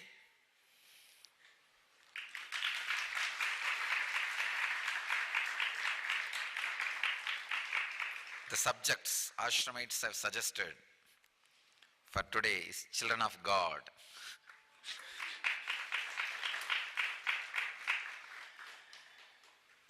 But I tell you, you are very gods. Why should you just be children?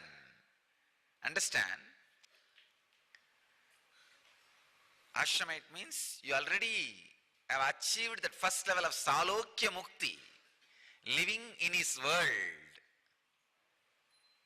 living in his very physical presence where the cosmos is vibrating in the frequency in which you are also vibrating.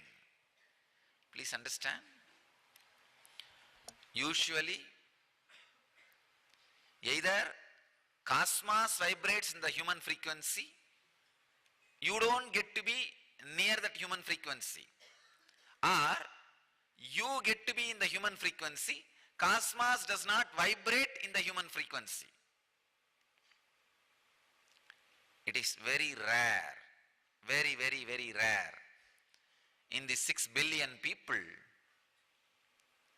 very few, negligible, just not even 1,000, few hundreds, only recognize that cosmos is vibrating in the very frequency.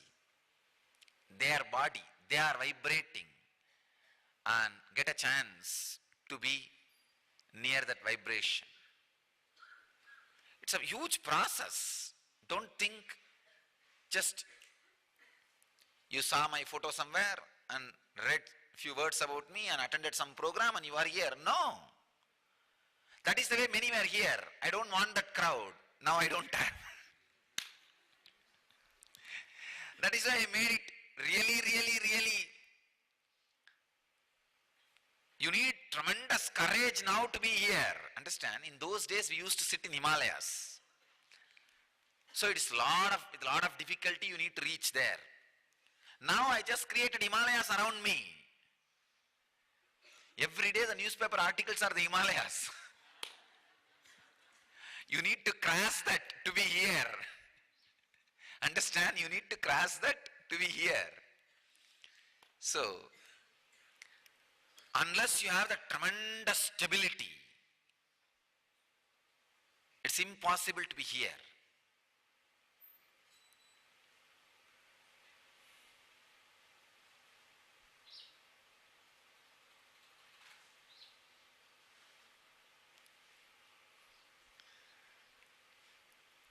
For this phenomena to happen, cosmos need to come down and vibrate in your frequency. You need to rise up and vibrate in the frequency of the cosmos. For you need to vibrate in the frequency of the cosmos, some of the unnecessary load needs to be removed from you.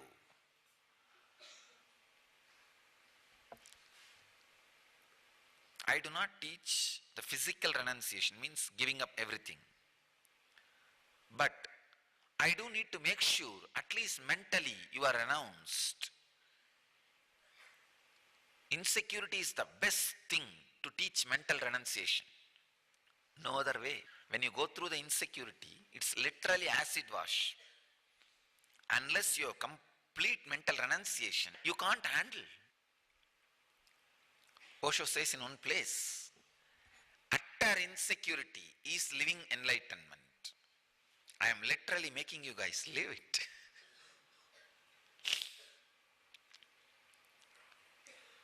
One side the extraordinary security, the other side the extraordinary insecurity.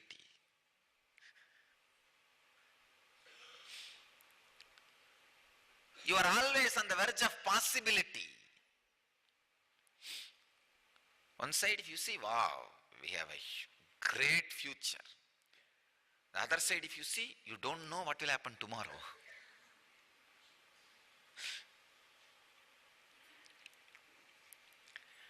Playing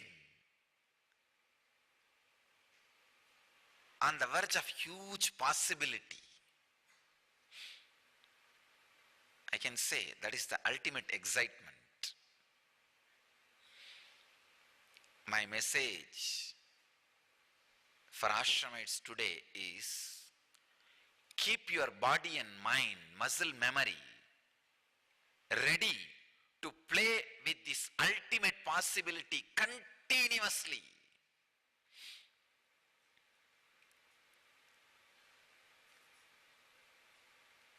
Be ready to play with this ultimate possibility continuously.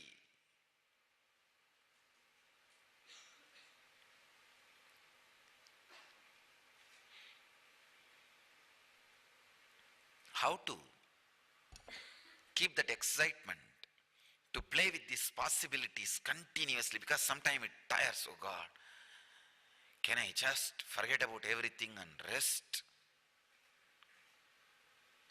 No. Keep the seeking alive continuously. Keep the seeking alive.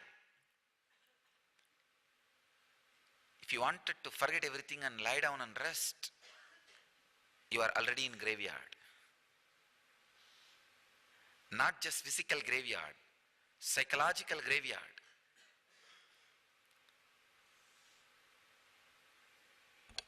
I tell you, continuously think for life.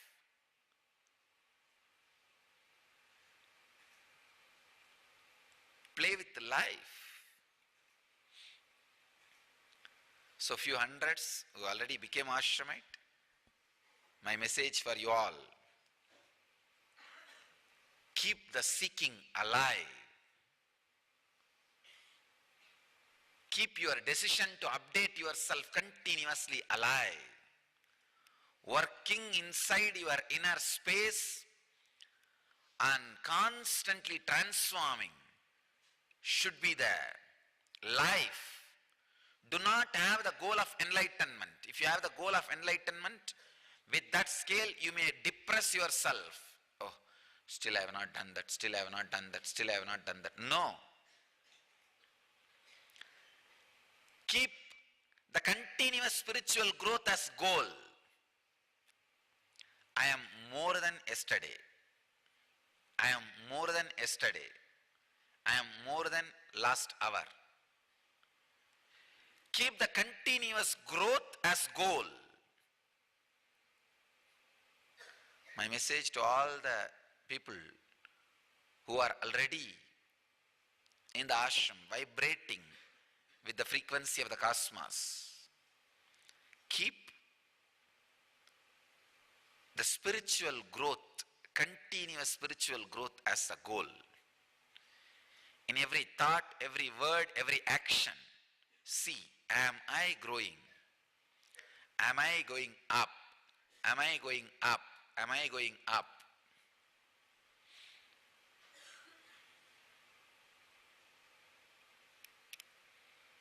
Keep that as a goal. Keep that as a goal.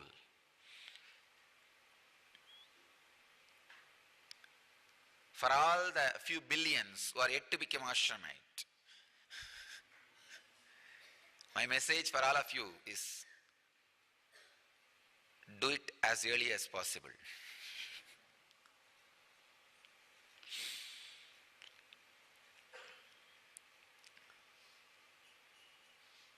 By being ashramite, you give the tremendous freedom to the cosmos to play with you. Not just with words. See, when I talk and you listen,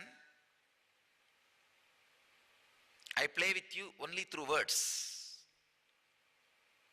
When you become ashramite and start living, I play with you with your very life.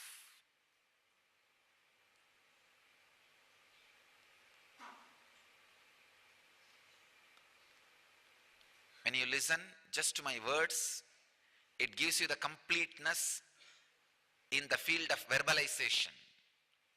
So you have many fields of energies. In the field of verbalization, you are feeling filled, overflowing, contented.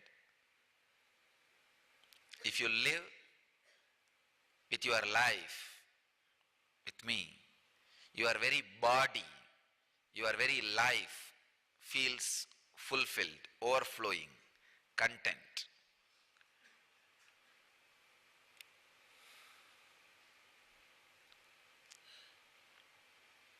You are complete with your very life.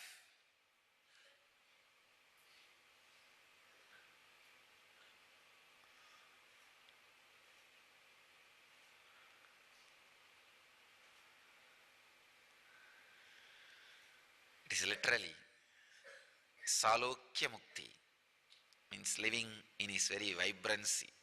Now practically we become our world, because the way in which the things are understood, projected in the just outside our campus and inside our campus,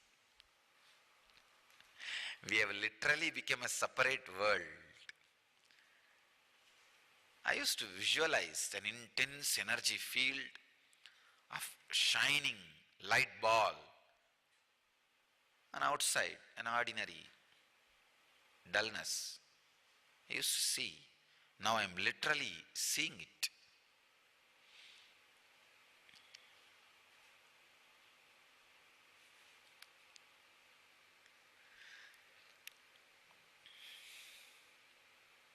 This is life.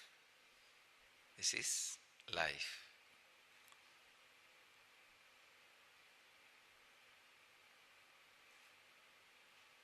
Feel blessed.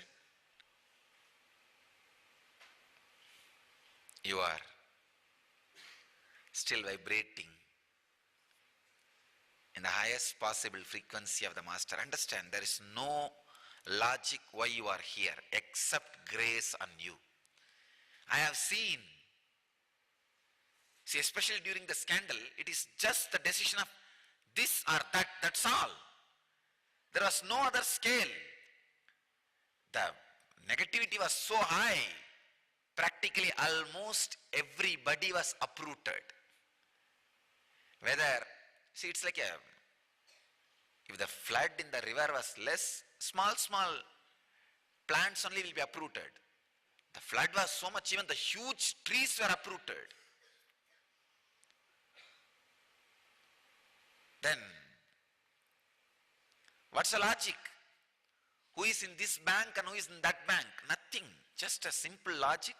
Some trees have decided to land on this, move to this corner. Some have decided to move to that corner. That's all.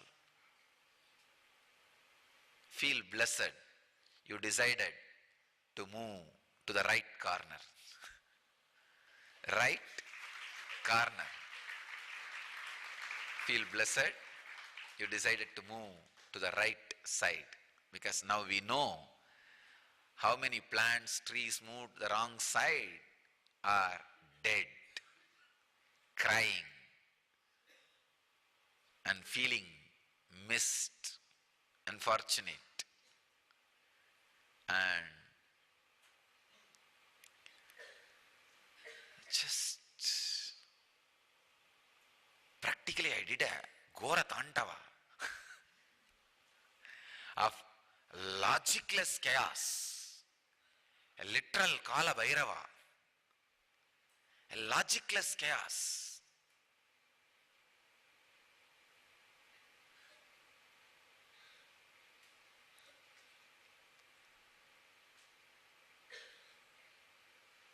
There is a beautiful description of Chinnamasta in Dasamaha Vidyas.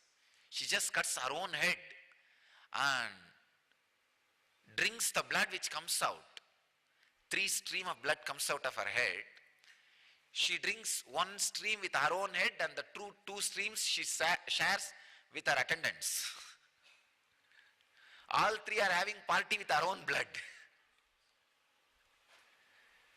I can say literally I did the game of Chinnamasta.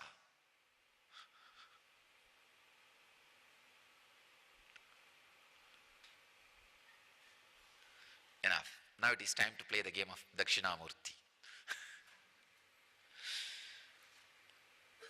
We have ended the Kala Bhairava game, but just to give a taste, how it feels.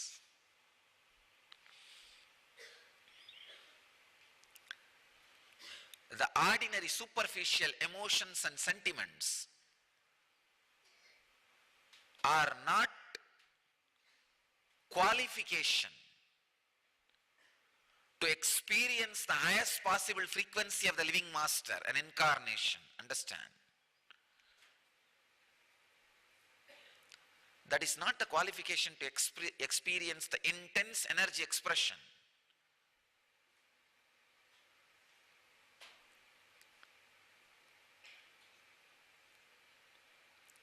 In Tamil Vedanta, in Tamil there is a great Vedanta tradition. They start with something called Chatana Chadushtaya Sambatti. Means, if you have to learn Vedanta from a living, enlightened being, this 4 thing has to be qualified. The tradition is called Kovilur Parampara. In Tamil Nadu, southern Tamil Nadu, there is a great Adinam. They have that tradition. It's called Tamil Vedanta Sampradaya. In that, the first thing they call it Chadana Chatushtaya Sambatti. This 4 qualification has to be there, only then you can learn, study and experience it from a living master. So I saw, just with the ordinary flimsy emotions, without having the stability of sadhana sadhushtaya, many have started becoming ashramites. And I do not know how to filter, how to cleanse. I decided, come on.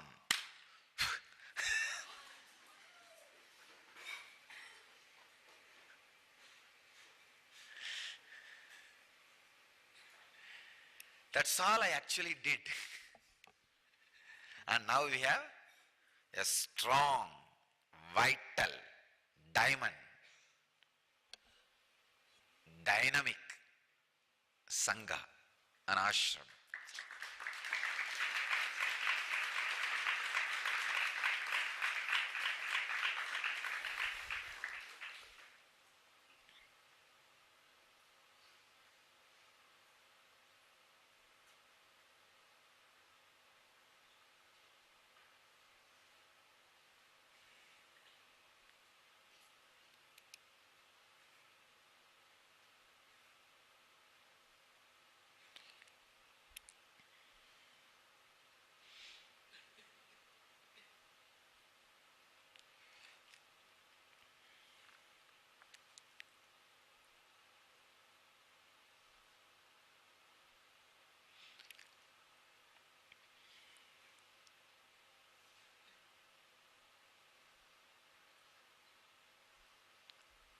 So remember, you all won the game in that cosmic chaos. It's literally cosmic chaos. So of course, anything I don't do it in a grand way. I don't do it in a small way. And we are not habituated for small things. Whether it is a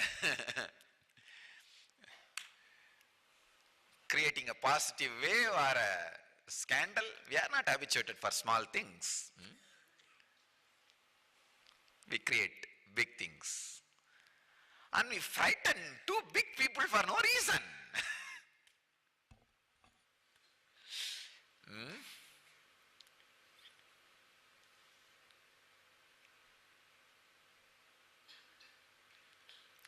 Just an ordinary 33-year-old man.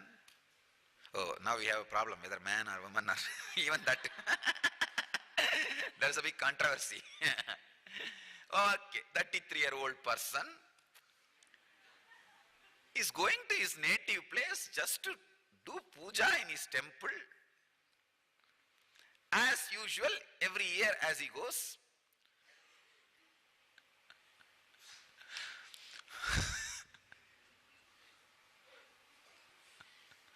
Who has nothing.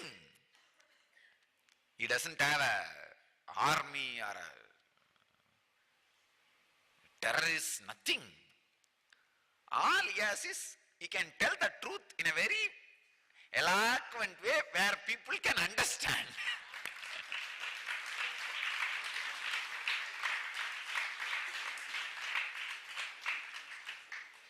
Nothing else. I'm going there just to do my regular puja in the temple. Evening, I'm going to just sit in the ashram, and whoever comes to listen to my words, I'm going to talk to them. That's all.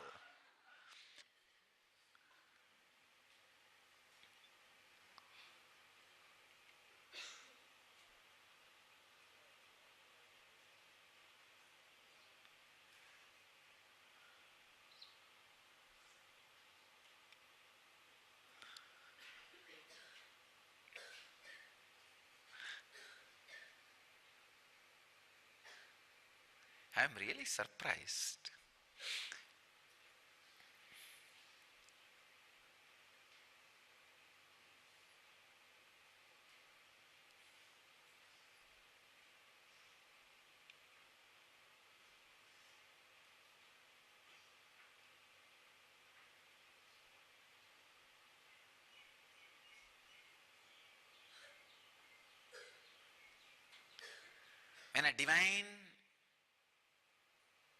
When the cosmos vibrates in the highest possible frequency,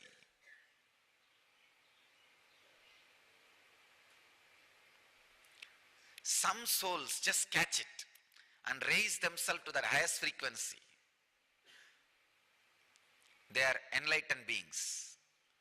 Some at least click with it and gather around that frequency so that they can raise themselves to the highest frequency, ashramites. Some try, but unfortunately miss, fallen out, fallouts. So different frequency I am explaining. Some frequencies try to attack and very badly attack themselves.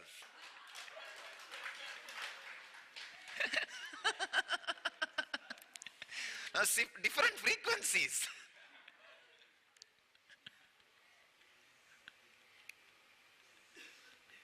Some frequencies raise, they become enlightened frequency.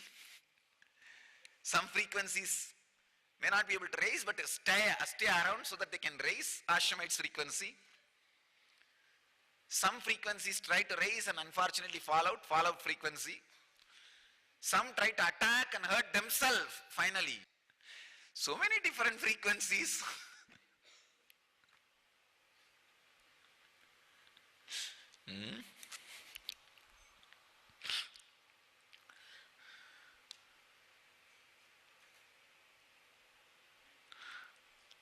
I don't have a battalion, police power, media power.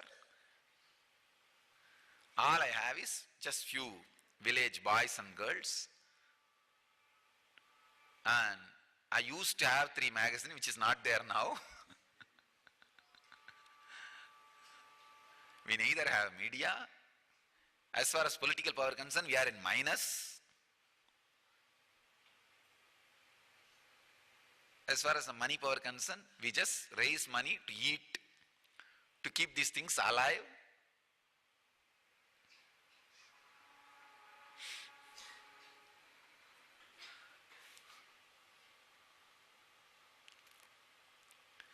We are proving the power of patience and silence.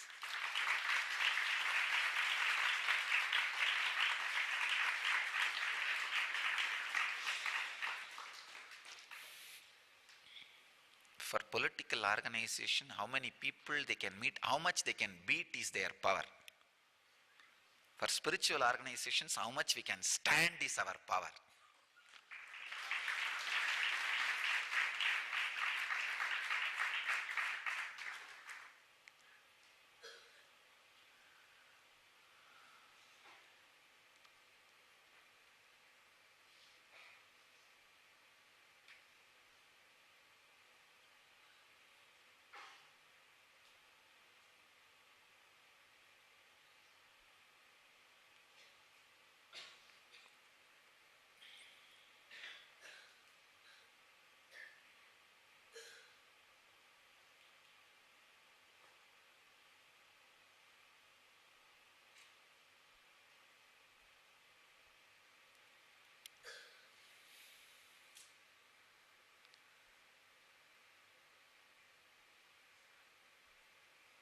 When you keep the seeking alive, it creates such a huge inner space. Anybody try to blow, you can just blow them off.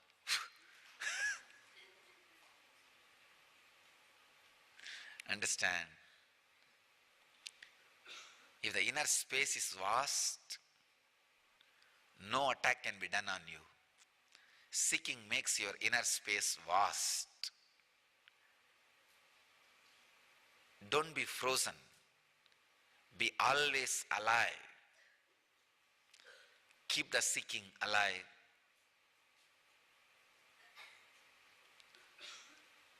Keep the spiritual growth, everyday spiritual growth as the goal of life. How much you have transformed, how much you are in peace, how much restful awareness you are creating in you, how much of the bliss vibrations you are living and radiating and sharing. Let that be the essence and goal and achievement of your life. I bless you all to achieve, experience, live, express, radiate and share the eternal bliss. Nityananda. Thank you.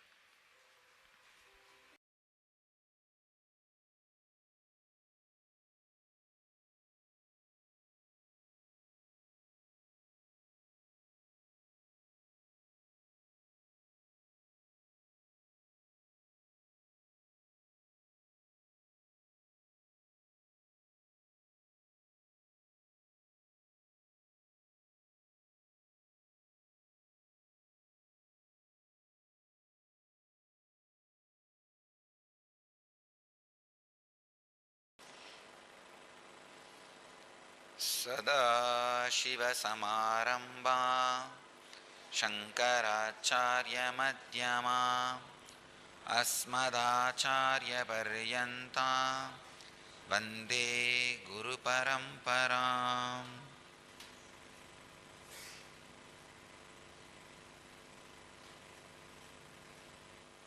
I welcome you all with my love and respect.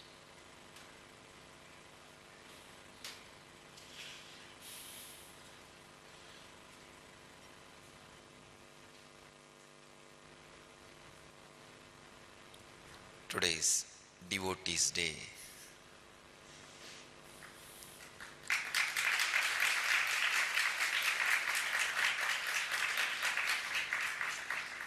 Devotion, the very life of devotees. If something else is part of your life, relax, you are not a devotee.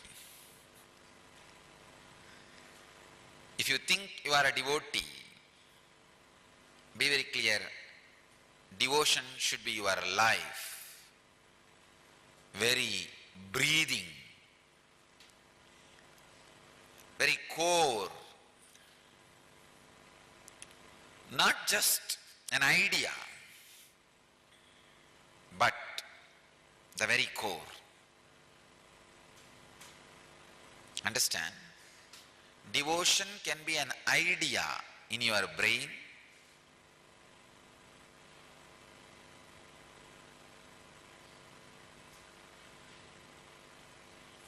or just a superficial emotionalism or sentiment. But I can tell you,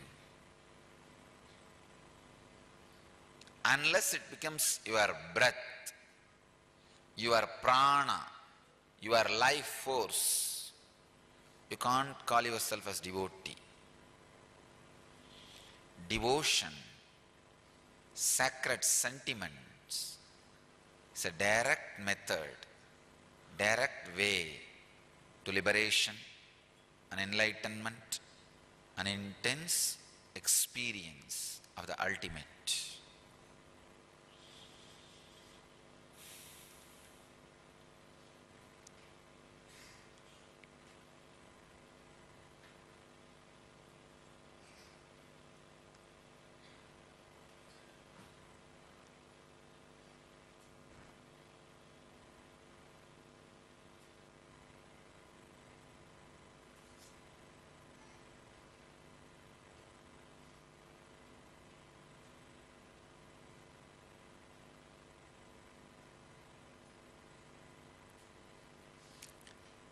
I think whenever I am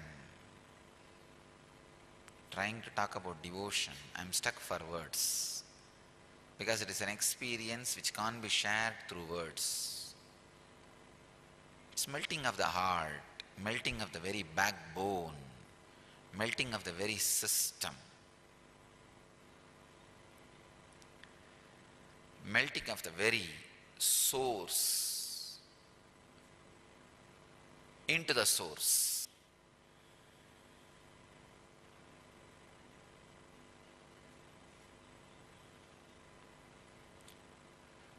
I dedicate this day to all the devotees stood by me just because of their devotion, not because of any social expectation, other reasons. Millions stood by me throughout this candle just by their devotion, melted heart. I dedicate this day to them, to all of them. Devotion is such, even once if your core is touched, it cannot go. It cannot leave you. It just transforms. It pulls you back. Ramakrishna says very beautifully, in the Vrindavan, Bangi Bihari's temple, every evening they throw rice mixed with a little abin to the peacocks, so that they will eat and start dancing. So Ramakrishna says, once that peacocks which eats little avin will never miss the next day timing, will be there sharp at that time because of the taste. Same way the devotion, once you taste it, once you experience it, you will be there. Next day morning again, 7:30.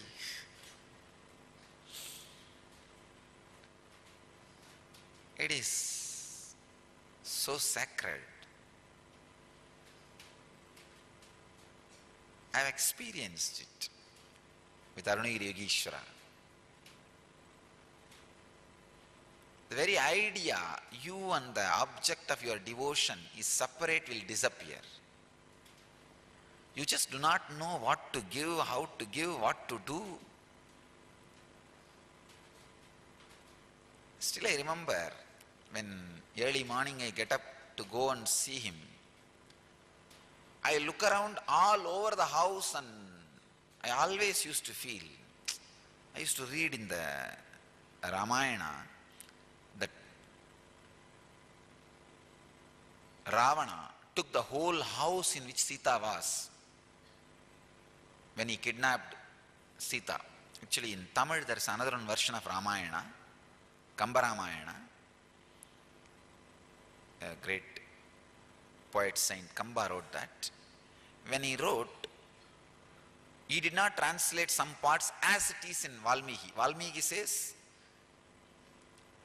just Ravana physically handled Sita, took her and put her in his flight and took it away, kidnapped. But somehow Kambar was not happy with that idea.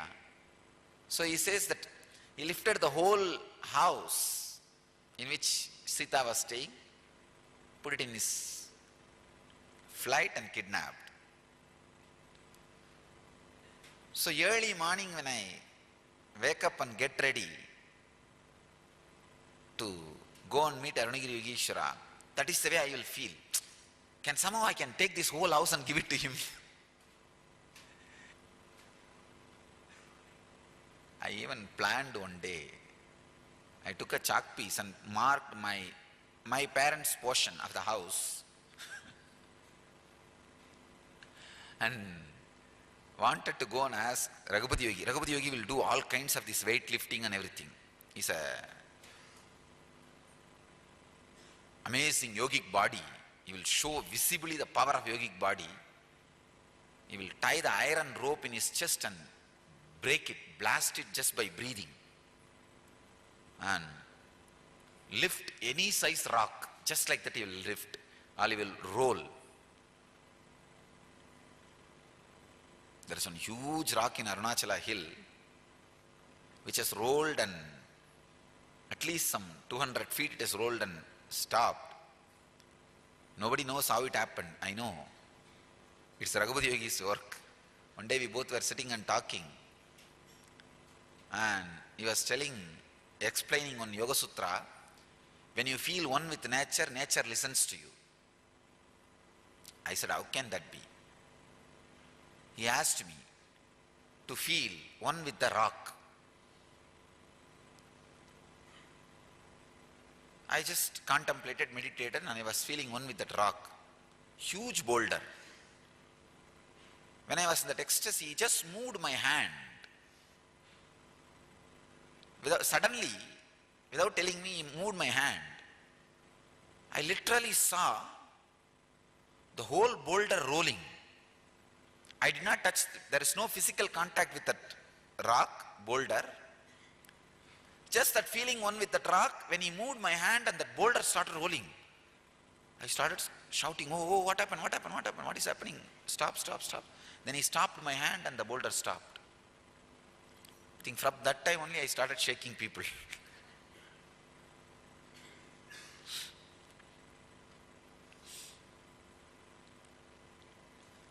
That was the first object responded to my movement.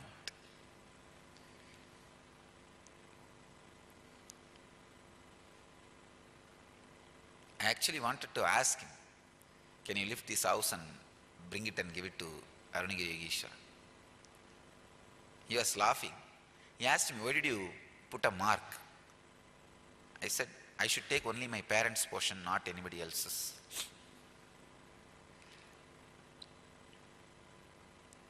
Anyhow,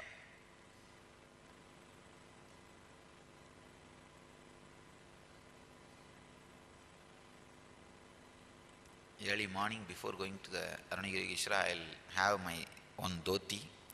Whatever I can look around and get, take it. I'll put everything and pack it. And it'll all be very silly. It will not be directly useful for him at all. But whatever I feel as useful in my life, all these wooden box, cardboard box, I make small temples with that only. I'll take all that. And he will laugh at me.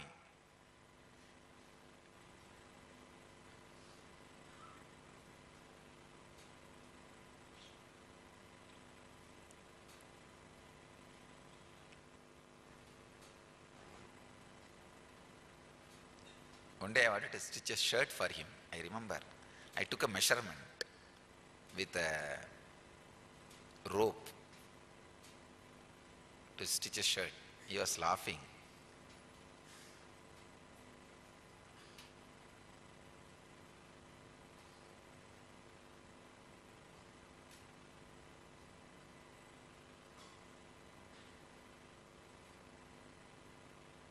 Actually, I called him, you come to the tailor shop and give the measurement, I want to stitch a shirt for you.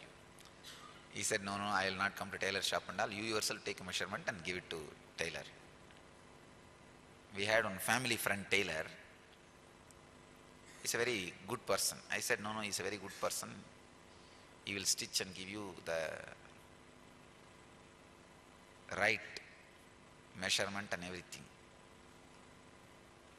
Somehow that Arunagirishwara said, no, I don't want to come, you take it and give the measurement. But finally it never got materialized. Never, because this tailor will ask, no, I want this measurement, get it. Next day I will bring that measurement. Then he will tell, no, I want this measurement also, bring it. Finally, till the end we were not able to take all the measurements at all. I was never able to give all the measurements. So it never got materialized. But I used to feel, whole day I'll feel, what can I take it to him? What I can get?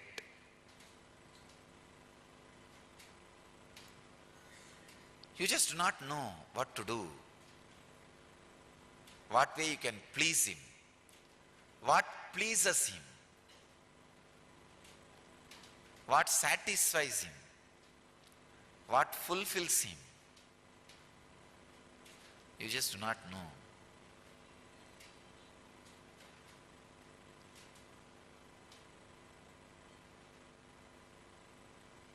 Devotion is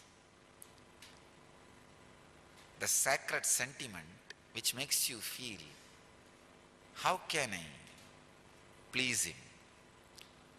You know very clearly you can't fulfill him. He is already fulfilled. But how can I please him?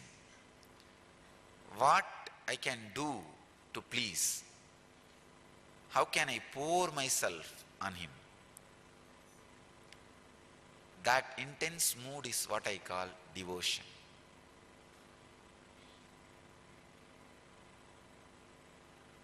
I think I'll leave you today with this one sentiment, sacred sentiment. Contemplate on it. This is my message for Devotees' Day. Imbibe, imbibe, imbibe. Just be soaked in this one sacred sentiment. How can I please him?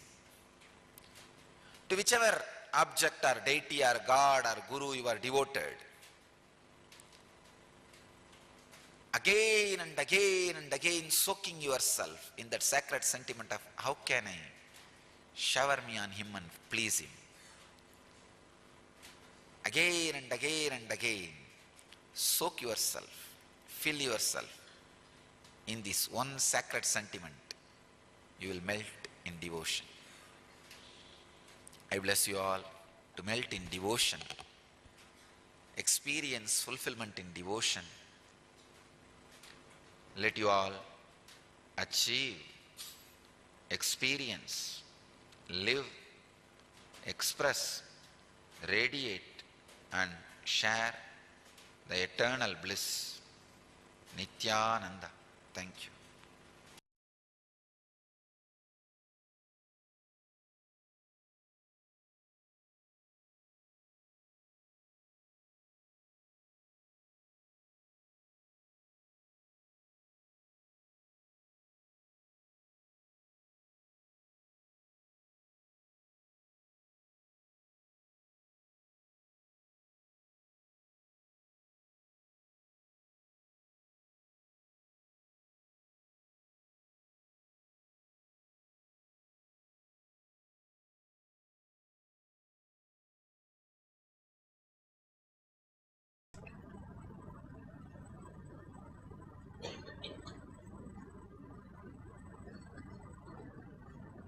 सदाशिवसमारम्भा शङ्कराचार्यमध्यमा अस्मदाचार्यपर्यन्तां वन्दे गुरुपरम्पराम्.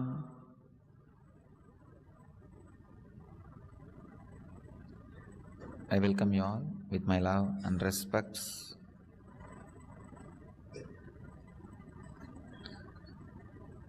Today is Acharya's Day.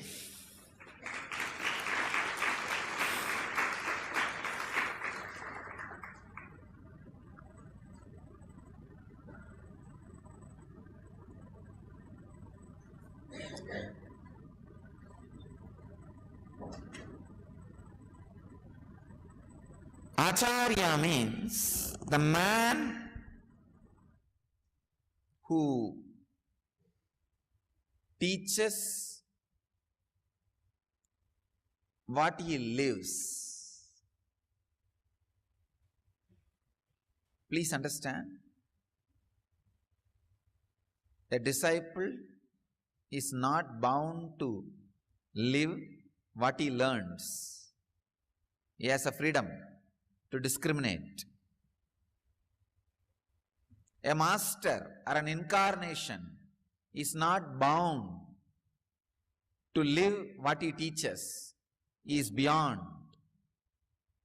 But an acharya has to live what he teaches, and he has to teach only what he lives. Understand? Ramakrishna tells a beautiful story. One day a boy was taken to a doctor.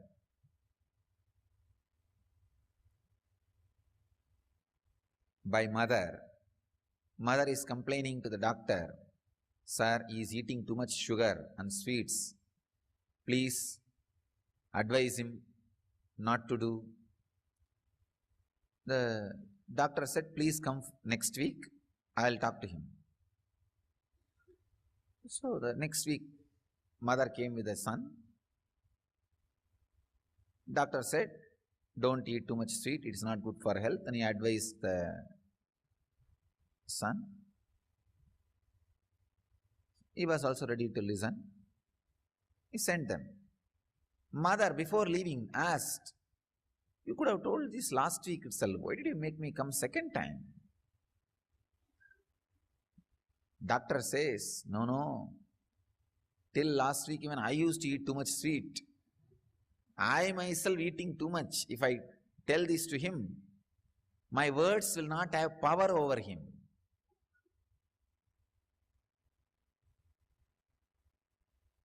So I need to practice at least for a week. Only then I should tell him.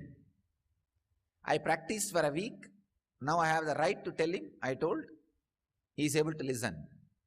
Ramakrishna tells this story. How? Only a person who practices should teach. But if you see in his own life, he himself will teach which he never practices.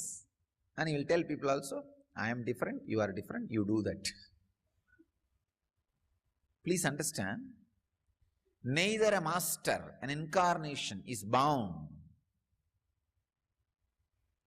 to live what he teaches, nor a disciple who learns is bound to live what he learns, but an acharya is bound to live what he teaches. Understand the science of teaching. I am giving you an important clue on important truth about teaching.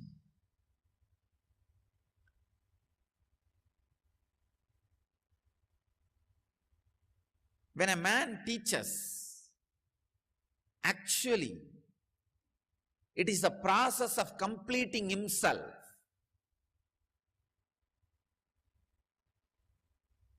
That is why every time after a ASP, LBP program, our teachers feel so full, fresh, alive, complete. It's a process of completing. Please understand. When you share some truth and it clicks with the students, you feel tremendous relief. Understand? Whenever you feel relief, in that empty space, fresh energy fills and you are raised to the higher level of verbalization. Please understand? Whenever you teach and that clicks with the student, that click will happen only if you are practicing the truth. Please understand? I am describing exactly what happens when a normal man teaches. When he teaches, if the truths click with the student, if they feel, wow, right. If they get it, the students leave master complete, students leave teacher complete. In that completion, teacher feels a tremendous restful awareness. He feels an empty space where the fresh energy comes, and that fresh energy leads you to the higher level of verbalization. That is why the more and more and more you teach, your way of teaching becomes more crisp, solid and strong.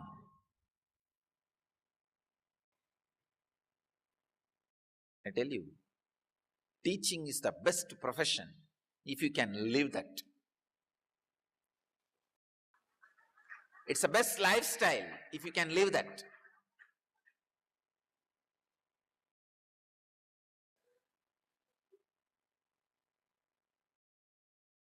In some of the monasteries I have seen, people will fight for pujari job because that job itself becomes spiritual practice.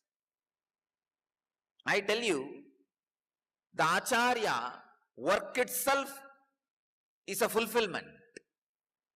Because every time when you teach and it clicks with the student, you have a big relief. And new empty space for the higher level of verbalization. That click with the student will happen only if you are living. Please understand, only if you are living those truths, you will be a current teacher.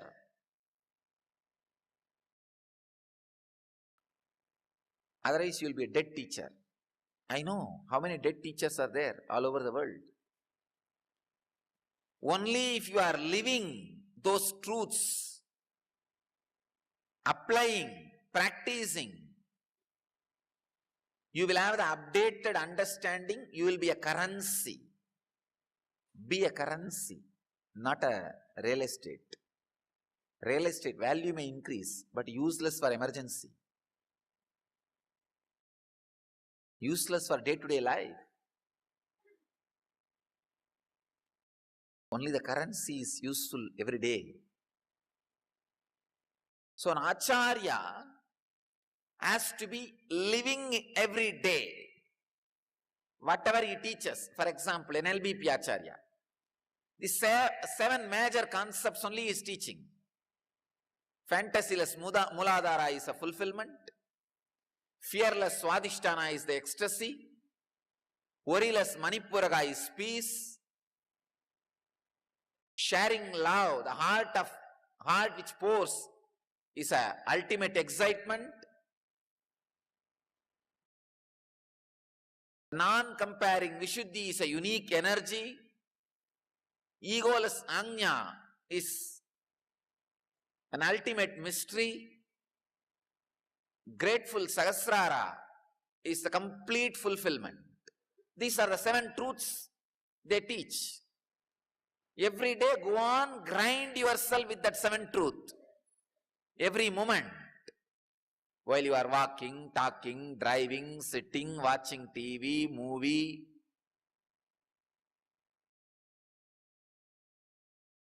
Anytime. Go on grinding yourself with the 7 truths. So naturally you will have new ideas to live those 7 truths. New way of telling those 7 truths. Just now, how I express 7 truths, I have never expressed in the same way earlier. I have suddenly redefined the whole ASP. Whatever you are teaching, same truth, suddenly I put it in a complete new way. If you look back, oh God, the whole ASP is over in the 7th statement. And the way never you thought about it. Because I am living it. That's the reason. New way of expressing. Understand, for you also. When you are living it, you will have the new way of expressing. And naturally, you will feel the higher and higher level of verbalization. A teacher who is able to feel the student click with the truth he is teaching will leave the student complete and leave himself complete. When you are complete, you will feel tremendously relieved. The old verbalization will leave your system and create a new space for the higher verbalization.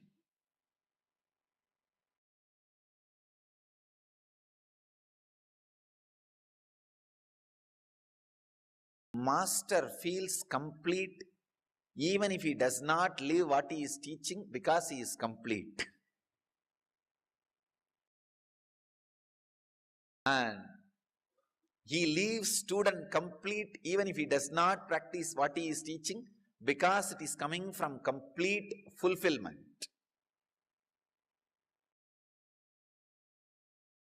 He is in the highest visualization and verbalization. So, as far as the master is concerned, he neither need to practice, he doesn't even need to teach. He can just sit. His very presence will be completing himself and others. But when it comes to acharyas, living makes the student catch the truth, click with the truth, student is left complete and teacher is also left complete. Understand? Live. That is my message for acharyas today. If you are a pujacharya, again, live in that sacred sentiment again and again and again. While you sit in the chair, feel that asana, chair in which you are sitting, is offered to the Lord who is residing in your heart. Asanam samarpayami. Put your body. When you take bath, snanam samarpayami. Because the Lord is in your anandagandha. Before eating the food, tell yourself, naivedyam nivedayami. When you wash your mouth, tell yourself, achamaniyam samarpayami. When you do all the things for your own body, tell very clearly, it's offered to the consciousness which is residing in this body. Because after the consciousness leaves, nothing will be done to your body. Last time it will be done by somebody else before they put that into fire or mud. As long as that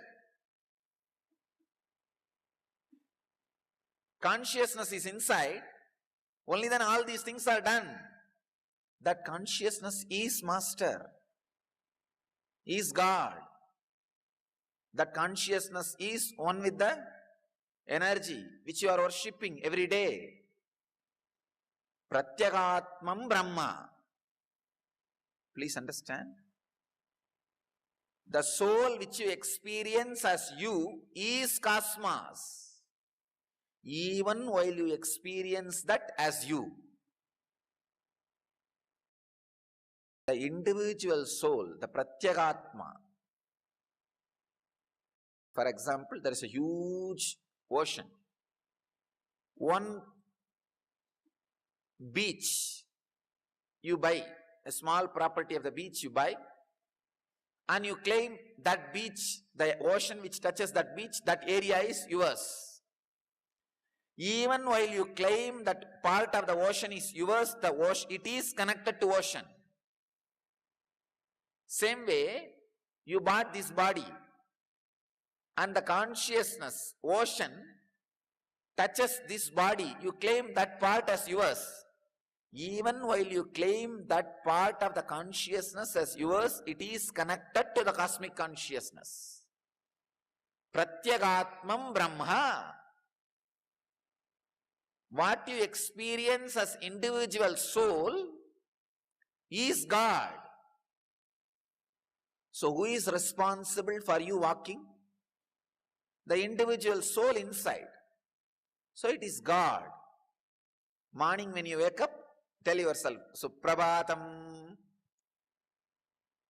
While you wash your teeth, Achamaniyam samarpayami. While you eat, Naivedyam nivedayami. While you wash your mouth again, Punarachamaniyam samarpayami.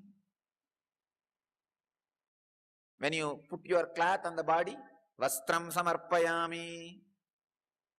Live in that sacred sentiment of puja.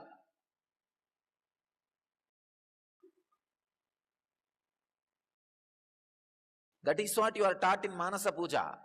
Hritvatmamasanam dadyat sahasrarachyutam mritai bhadyam charanayor dadyat manastu argyam nivedayet tena amritena achamaniyam snaniyam tena chasmritam agasatatvam vastram syat gandasyat gandatatvaham chittam pragalpayet pushpam tejas. All the auspicious things of your own, you are offering it to the superconsciousness.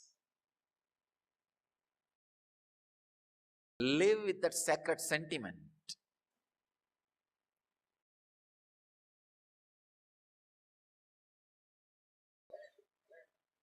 When you live,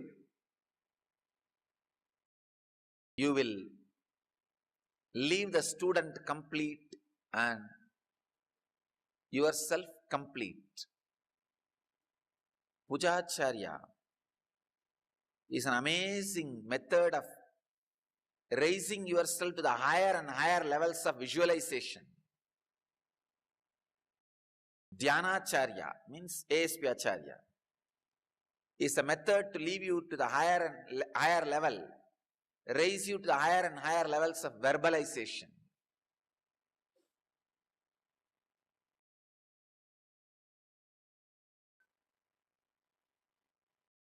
Leaving you to the higher and higher levels of verbalization and visualization.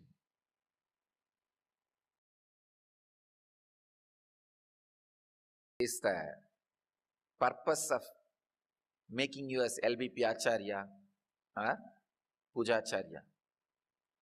Of course, Yogacharya, again, Only if you live, you will be able to teach.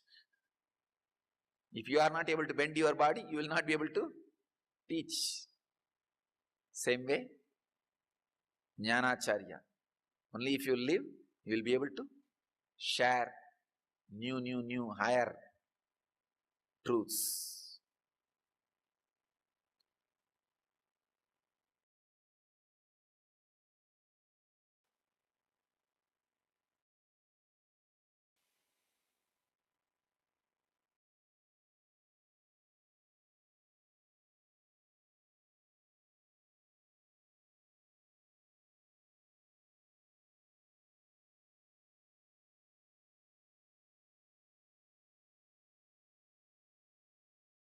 So understand, Acharya means a man who lives what he teaches. Because he is living what he is teaching, he makes disciple click, the student click with the truth. When it clicks, when a student catches it, he leaves the student complete. Because of that, he feels complete. Because of his completion, the new empty inner space is created where the higher level verbalizations happens. So,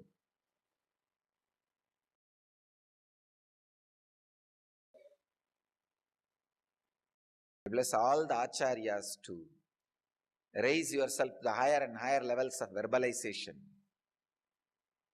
And everybody else try to become an acharya as early as possible, because that's one of the best way of spiritual practice.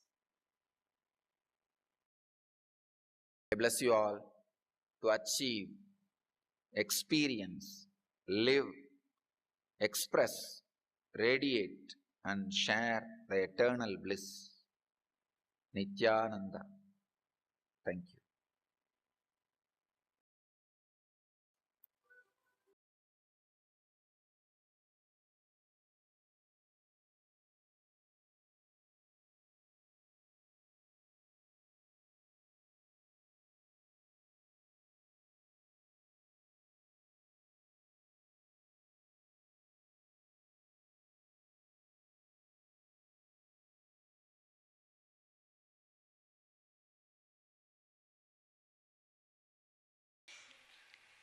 Sadashivasamarambha Shankaracharya-madhyama Asmadacharya-paryantam Vande Guru-paramparam.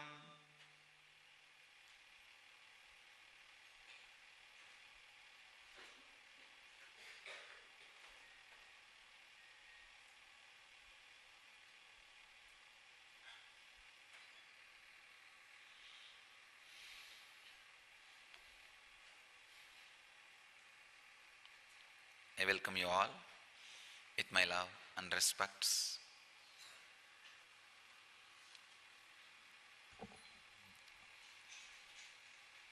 Today is Couples Day.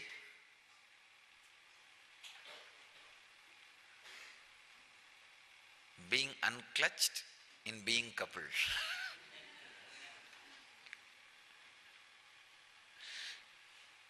How to be unclutched?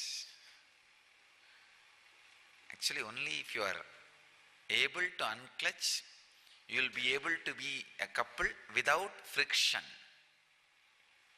Anything which does not have intelligence to unclutch will not be able to clutch also without friction.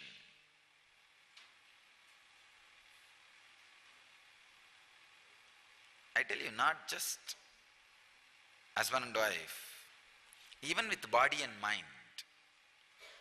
See, actually body and mind are just like husband and wife only.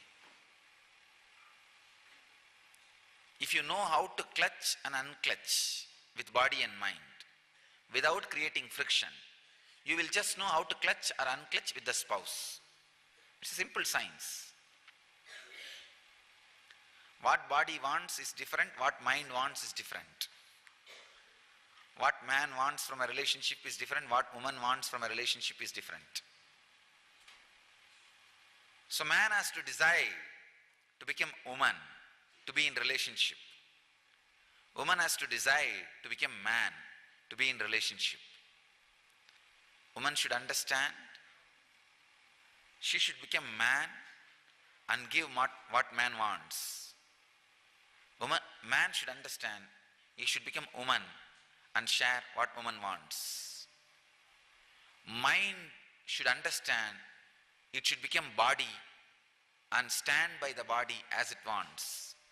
Body should understand mind and stand by the mind as it wants. Then samsara is sannyas. Understand?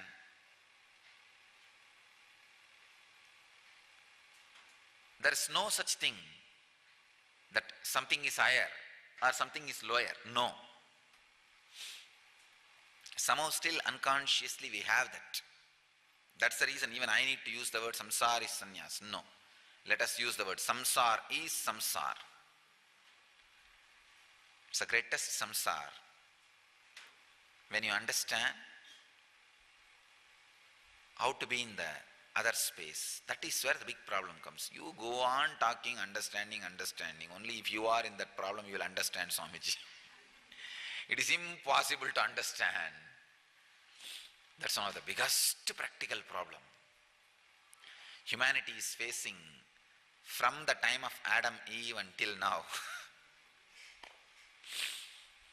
The moment Eve was made out of Adam's rib, I think rift started. Understanding. But you need to remember one thing. All great things are achieved by some effort. So you need to spend time and energy on understanding. No other way. There is no shortcut for understanding. There is no short route for understanding. Understanding is the shortest route. No way. No other shortcut. Just decide for money how you need to work. Same way, for relationship, good relationship, you need to work. You need to be sensitive about the whole thing. Relationship is not a business. It is not a bargain. It's an art where you need to spend time, energy, intelligence and create it. Or just get out of everything and become a sannyasi. You should have done that. Of course, not after getting married.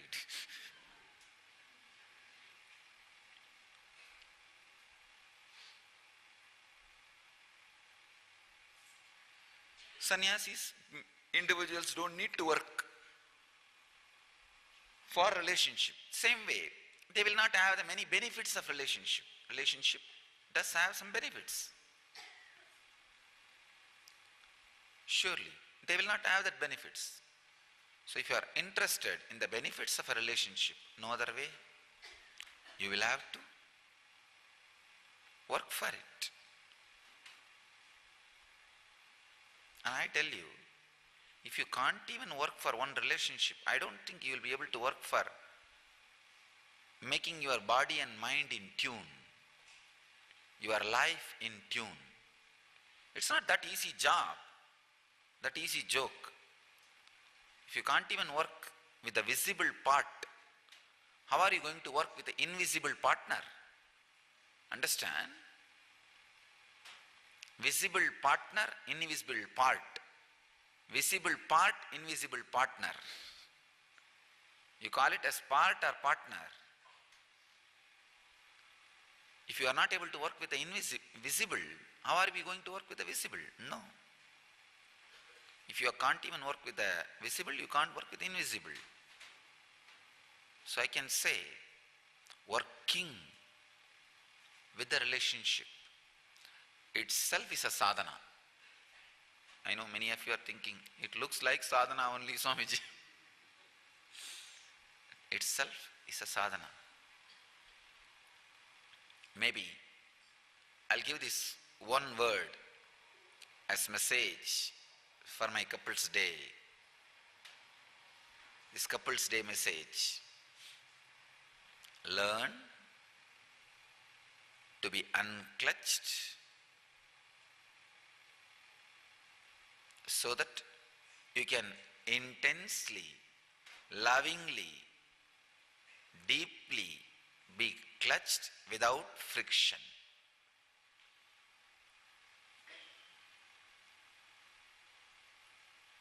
So the extraordinary joy of sharing love can become lifestyle for couples. Please understand. It can become lifestyle for couples when you just know how to unclutch, where to put the boundaries, where the other person needs you, where you need yourself.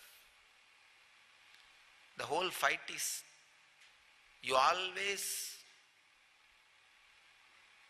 see where other person needs yourself, saying no to that you feel as you need yourself. No. Your need to be with yourself and other person's need for yourself never clashes. Understand? But you create the imagination, it clashes. Then saying no to other person becomes an important identity for you. You start building your identity whenever you say no to other person or whenever you torture other person. We become slowly sadistic. Thousands of marriages break every day just because of this misunderstanding. Saying no to other means saying yes to yourself. No. When you say no to other in ignorance, you are actually saying no to you. Because you don't really look in. Am I really saying yes for me, or I am just saying for the sake of no? No to the other person. Look in. If you look in, you will realize never the yes to other person in yes to you clashes with each other. Yes to you and yes to the other person never clashes. So you need to know the basic truth. You need to understand the basic truth. You need to remember this basic truth. Saying no to the other person is not always saying yes to you. Saying yes to you is not always no to the other person. Saying yes to the other person can be saying yes to you. So remember this one thing and look in. Don't handle your life with ignorance. Even if you made the decision of marriage out of ignorance, don't continue to live in ignorance. Ignorance can be disconnected. Ignorance can be destroyed. That is the greatness of ignorance. It can end. The greatness of knowledge, it never ends. Greatness of enlightenment, it never gets disconnected or you never lose it. Greatness of ignorance is it ends. It can be ended consciously. I bless you all to end the ignorance consciously. And I bless you all to live, to achieve, to experience, express, radiate and share the eternal bliss, the Nityananda. Thank you.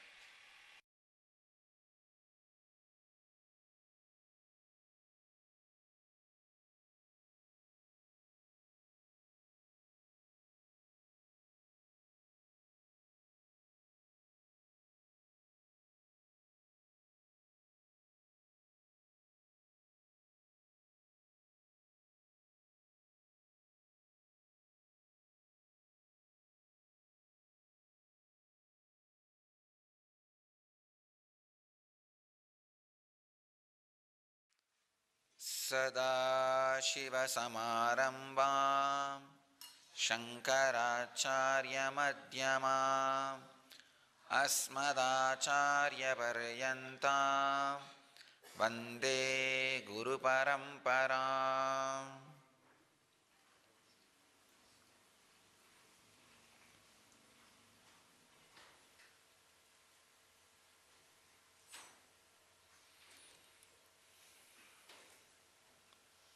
I welcome you all with my love and respects.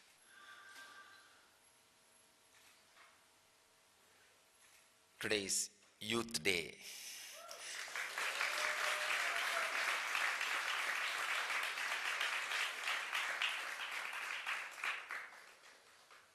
I'll define youth. That is my message for Youth Day. Please understand. Person who is ready to take the past out of his future is youth. Person who is ready to take his past out of the future means not allow the influence of the past into the future is youth. The fears created by the so-called unpleasant incidents of the past or the greed created by the so-called pleasant incidents of the past should not be the base, should not be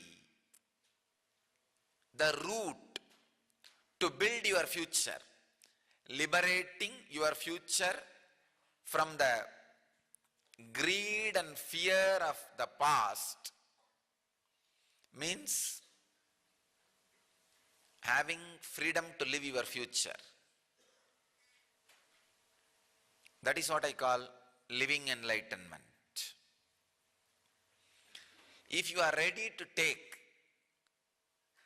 the trace or effect, influence of your past from the future, you are youth, whatever age you may be. If already your past has started influencing your future, even if you are just 20, you are old. Understand? The future should be completely open and available, fresh. When you look in, it should look fresh, alive, vibrant, exciting. Not because of the expectations or the traces, influences of the past. No, just as a fresh flower, ready to go into the fresh future. Unfortunately, projecting all the insecurities of the past into the future, human beings feel very secure. When you project all your past into the future, all those insecurities, all those greed, everything, suddenly you feel secured. And you want only that kind of future. I am surprised how the ignorance makes human beings feel insecurity as security and security as insecurity. If your future is clean and fresh, not influenced by the mental setup, the suffered consciousness, understand? Almost all human beings who are not initiated into living enlightenment carry suffered consciousness. Please understand, battered consciousness. So out of that, when you project your future, naturally it is going to be completely disturbed, perverted version of your past greed and past fears. Somehow, human beings feel out of ignorance very comfortable with that perversion, feel very safe, secured. No. Not having perversions about the future, not letting your past fear and greed on the future, having a fresh, clean future is the most secured future. Hence, your consciousness is so fresh and alive, ready to live anything. That is why I am saying, please understand, only if your consciousness is fresh, ready, alive, excited, you can live. Otherwise, everything else is a deep torture. Nothing but a deep torture. Understand these basic lessons. Just today morning, few birds came to my room and started creating some unique sound. Very unique, not crying or very unique sound. I woke up and I was just listening. What do they mean by that sound? I could see very clearly, with a deep, restful awareness, they were chanting Nirvana Shatkam.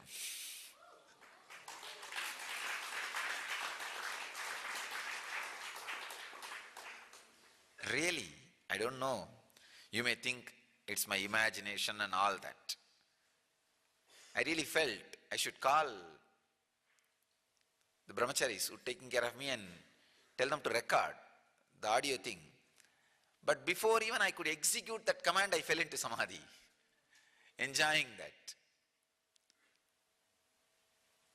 They were chanting so beautifully that if I could record it, you will exactly see that not a single rhythm was missing.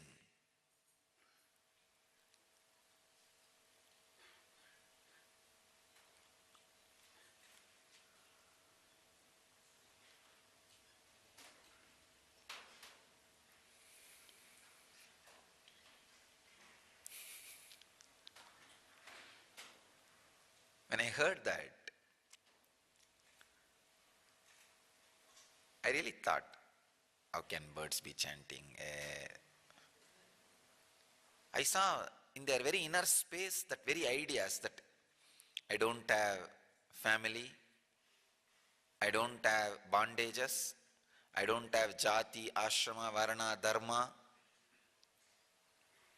All those ideas are there in their very inner space. I could see the pure excited consciousness in them. Of course, surely they are not ordinary birds. Some enlightened consciousness living in that form of bird, being in this area, maybe for my presence is great. One of the greatest happening in the planet Earth. Please understand. Just because only few hundred of you are sitting, don't underestimate what is happening here. In the conscious plane, we are the most happening place in the world.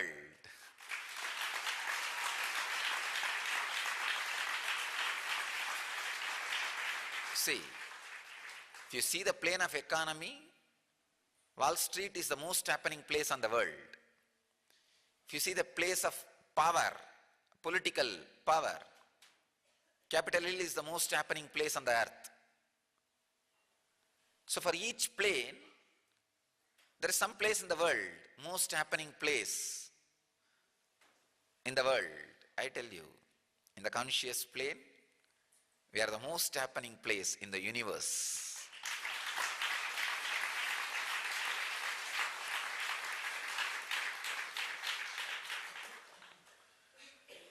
When I declare this kind of great truths, it takes little time for people to understand, but they always understand. Because I did not land with nobody to understand. I already sent at least few millions who will completely imbibe me, at least few billion who will completely understand me. So don't worry. This time I have updated my edition and version and everything. So we are the most happening place in the consciousness. I could see, I'll exactly translate and tell you the inner space. May not be the exact word, but the inner space of the bird.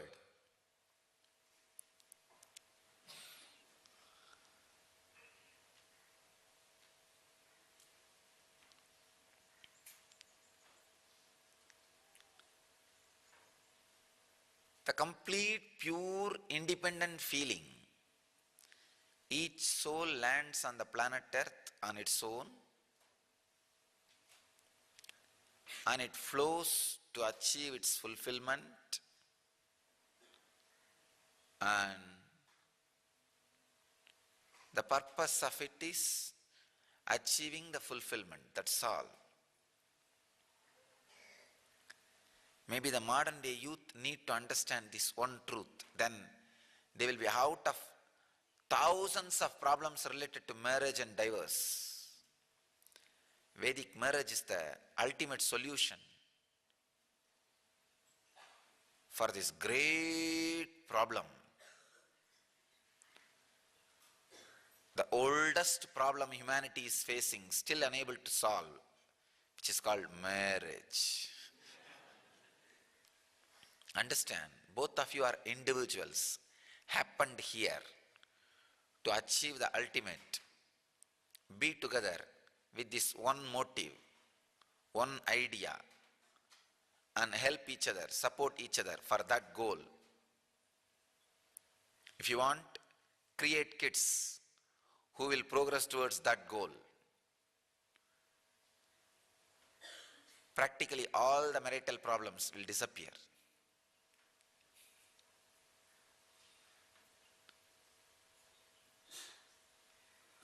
I could see in that bird's consciousness.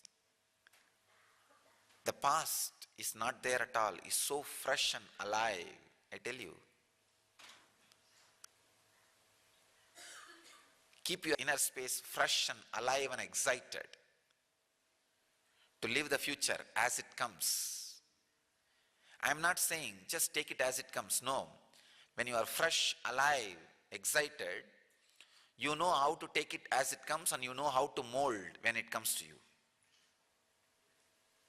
How to take as it comes, how to mold when it comes to you. It's a knack which cannot be expressed by words. It is just knack. Meditation is a knack. The ultimate technical knowledge is a click.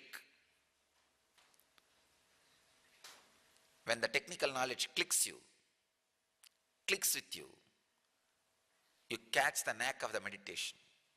It is not some straightforward instructions somebody will give and you will sit and roll with that instruction. No. That is why I am telling you, unclutching. You can never learn by videos or by discourses. No. You will have to sit and my words, the excitement in my eyes has to click with you. And you will have to sit with that click, and the knack of unclutching has to happen in you. You have to catch. It's a knack.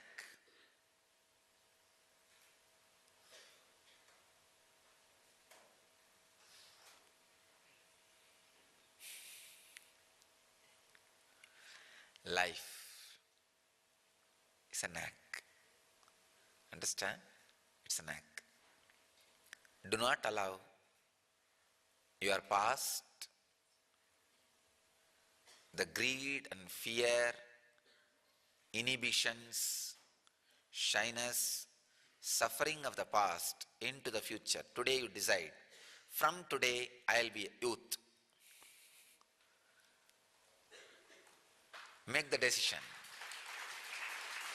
I will not allow my past to be projected into the future. I will live as youth. Youth is related to being, not related to body. Just decide to be a youth. You will celebrate your whole life as Youth Day. So my Youth Day message is, decide to be a youth eternally. Nitya Yavanas. Eternal youth. So decide that all of you will be Nitya Yavanas, means eternally young, eternal youth.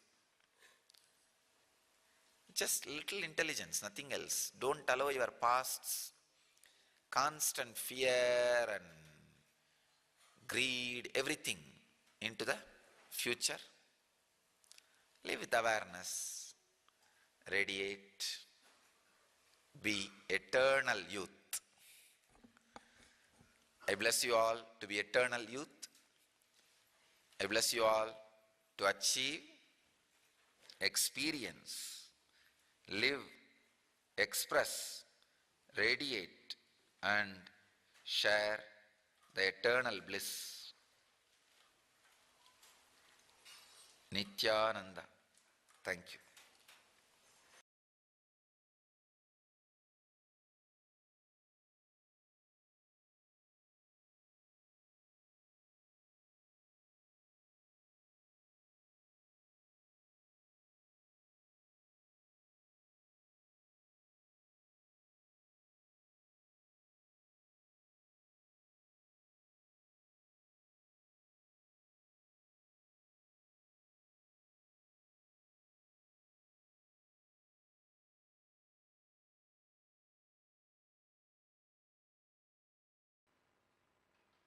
Sadashivasamarambha Shankaracharya-madhyama Asmadacharya-paryanta Vande Guru-parampara.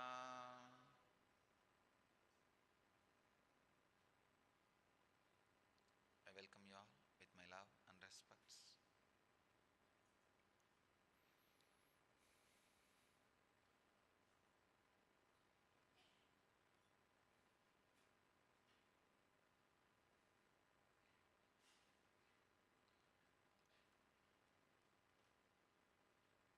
Today's subject for satsang is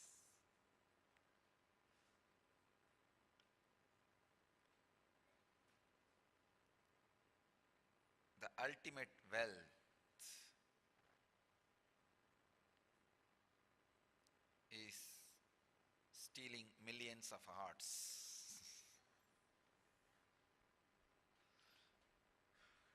not ordinary wealth, stealing millions of hearts. I'll teach you the art now. Let's enter into the sutra, what Patanjali has to say. 88th Patanjali Yoga Sutra, in chapter 2, 37th verse. Asteya pratishtayam sarvaratnopasthanam.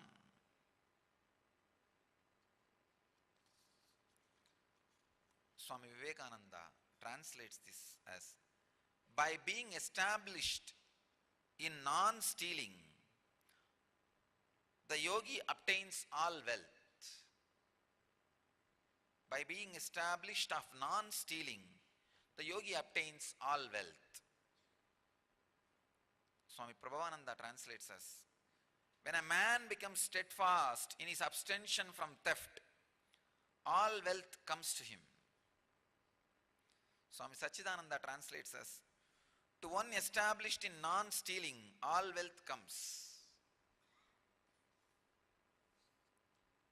Naturally, you will be surprised. If you are established in non-stealing, How can all wealth come to you? Because basically the society teaches legal and illegal stealing. That's all about the whole society is about. See, the illegal stealing, theft. Legal stealing is a business. Now the whole world, the whole wealth is all about whether you have it or I have it. If I can make some crooked law that the way you acquired is illegal, then I can have it. Or if I can bend the law and break the law some way and grab it from you and abstain you from going to the law by media pressure, then I have it. This is the whole game. Please understand.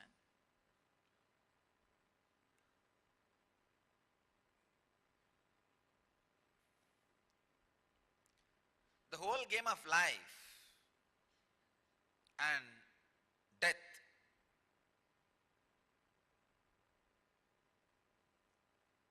the whole game of wealth and poverty, whole game of light and darkness, whole game of consciousness, unconsciousness,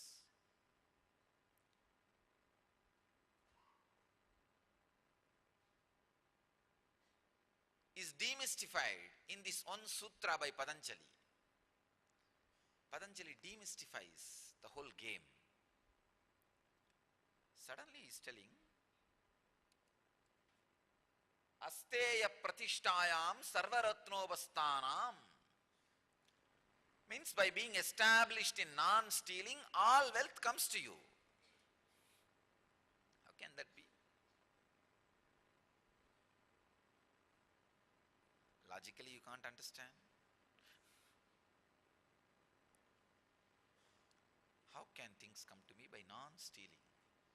It's all about grabbing. The whole world is about grabbing.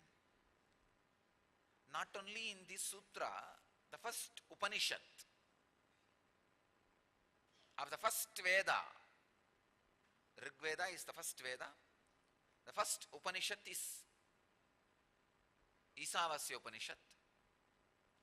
The first sutra,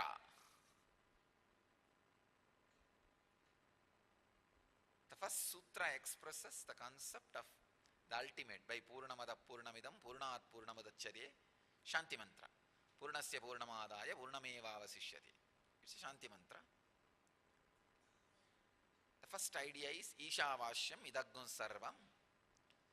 Immediate next idea is Ishavashyam Idaggun Sarvam Yatkinja Jagatyan Jagat Tena Tyaktena Bunjidam Akrida Kasya Sviddanam. By non-stealing, enjoy the whole world. By renouncing, enjoy the whole thing. It's again and again surprising. The very logic on which the Indian economy is built is explained in this one sutra. Patanjali proves himself now an amazing economist.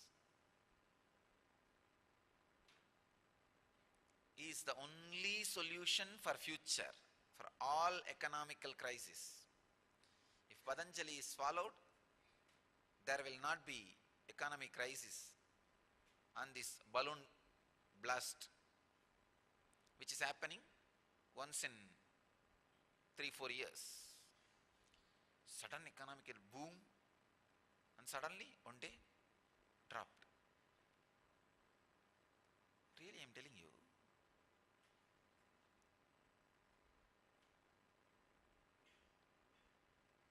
Almost all of you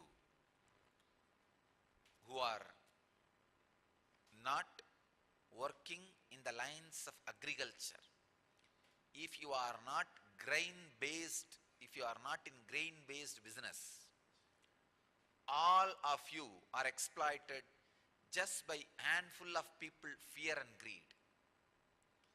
If few people, the decision makers, money handlers, if they are afraid of the brand you are building, you are gone.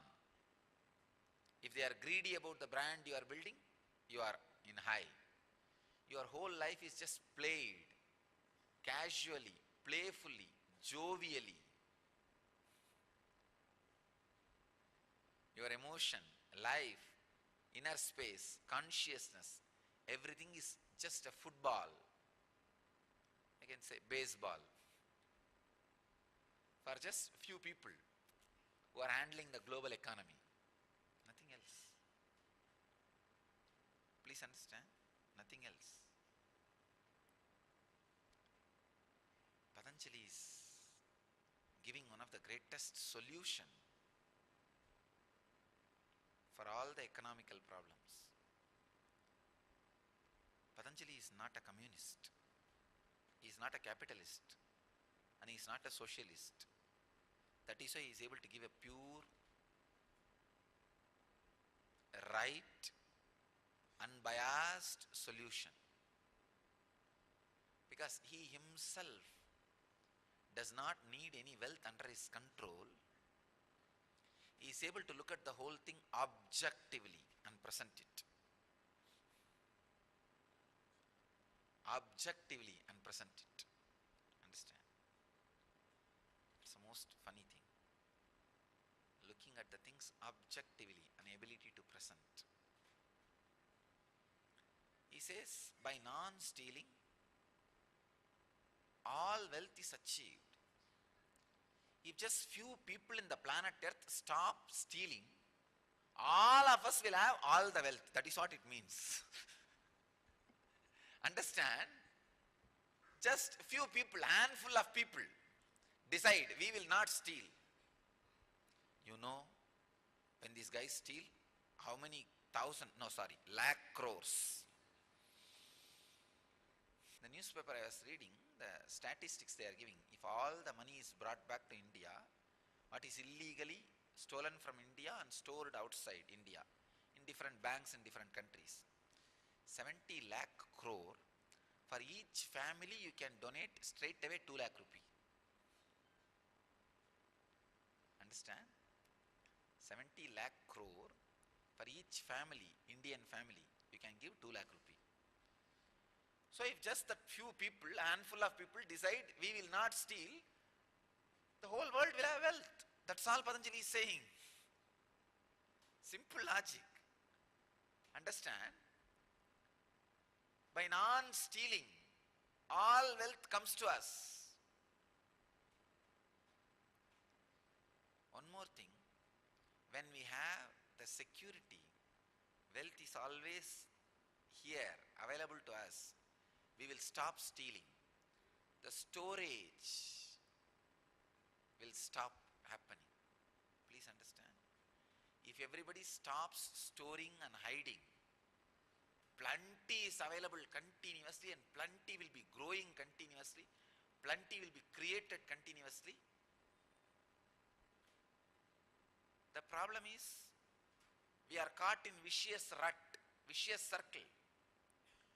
Insecurity, you start storing.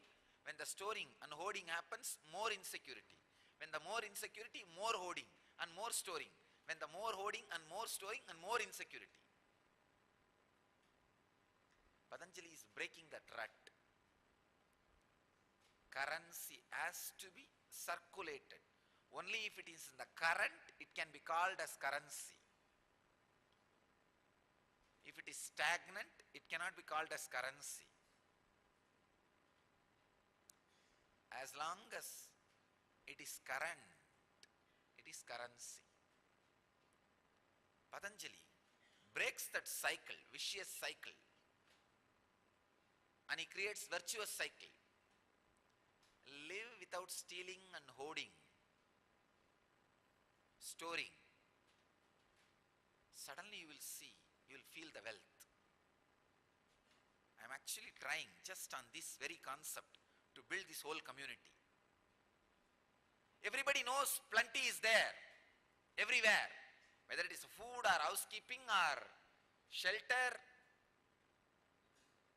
everybody feels secured. Plenty is there. When you feel secured, you release tremendous creativity. I tell you, I can challenge anybody. Please understand, I am throwing a new challenge to the world. Let it be on record. Anybody of my ashramite qualification anywhere, I challenge you guys to come and challenge the creativity of my ashramites. I challenge any field. When there is a deep, secured feeling, the amount of creativity unleashed and the number of hours the creativity and highest awareness maintained in biomemory. The outside world, when you are in so much of insecurity, even if you are creative, the creativity being maintained in your biomemory will not be more than 20 minutes or 1 hour. 20 minutes is minimum and maximum 1 hour, that's all, a day. But here I can show the highest possible creativity is created and sustained at least 20 hours with excitement. When a person is feeling secure, the relaxed swadhisthana unleashes tremendous life force in the people, in beings. Anybody who has the same qualification outside world, working in insecurity, I challenge, come and see my ashramites. I have created such a deep security for them with all the attack going on me. I can say I am the first and only organization withstood this voluminous religious persecution with all that the ashram activities. Not a single department is shut. We only opened new departments, legal department.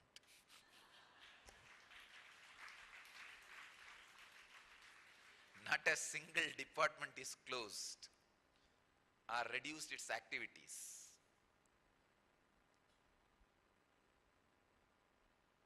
Even when I was arrested and kept in prison illegally, unlawfully, even then, the ashram was running.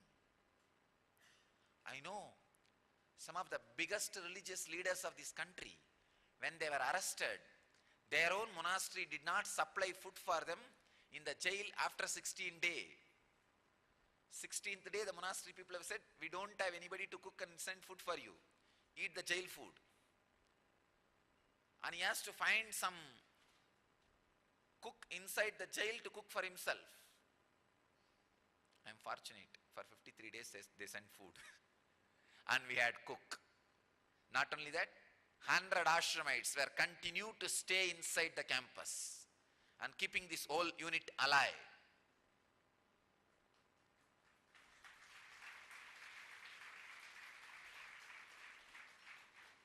Including kids and elders. I have created such a strong security for them.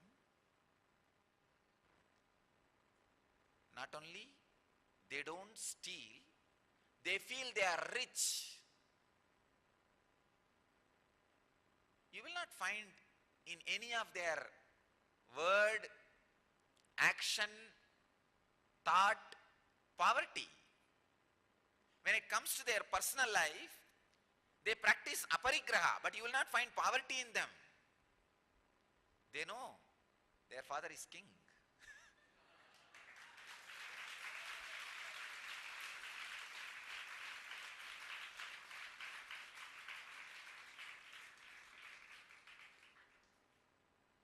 You won't find poverty in them. Very soon, I'll establish this a model community. When a community does not steal, hold, store, how it is wealthy and how this model can be reproduced everywhere. Neither capitalism nor socialism or communism. I don't believe in any ism.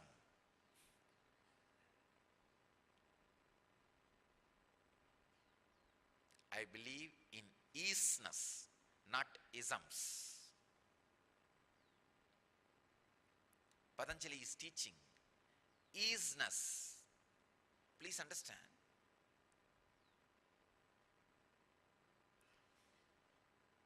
The major 5 things of the world, law. See, for any society and civilization, the major 5 pillars, law, information spreading means media, wealth generation and circulation, business community,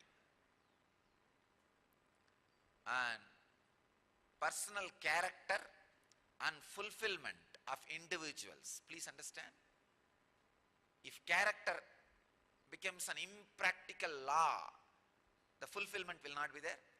If the fulfillment of a personal life is unleashed and licentiousness is given, character will not be there. Character and fulfillment of an individual person. And the 5th, above all, the ruling, guiding principle of all the 5. Please understand. Law, media, the fulfillment and character of the individual person, creation and circulation of wealth, and overall administration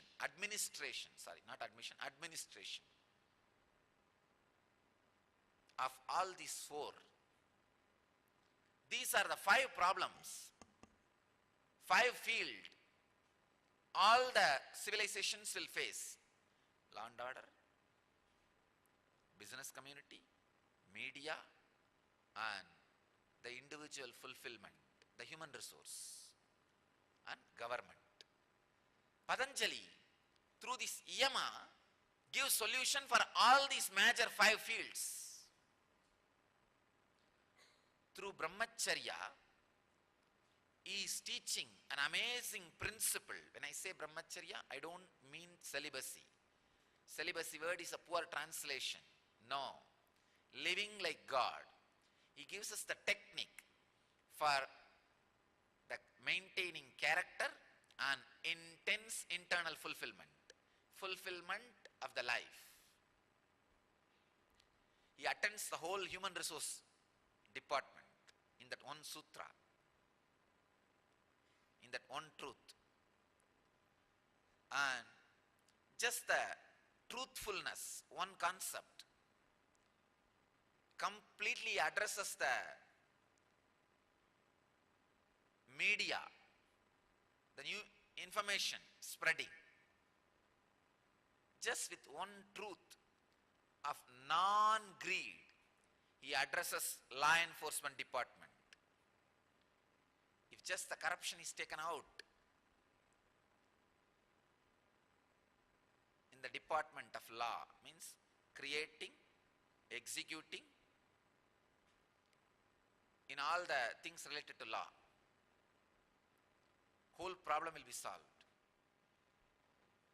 And just this one idea of non-stealing is established, the whole business community will become the community creating and sharing the wealth. Not robbing, sucking and storing it somewhere secretly so that we can enjoy later on.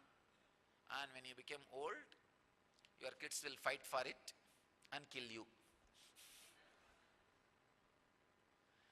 What you created thinking that will be a security for during the old age, that itself will become stress. Your daughter will ask for something, your sons will ask for something, and in that fight, you will have a tremendous stress and die. That is what is happening to many rich men who created wealth thinking that it will be a security for the future in the old age. Finally, that only has become danger.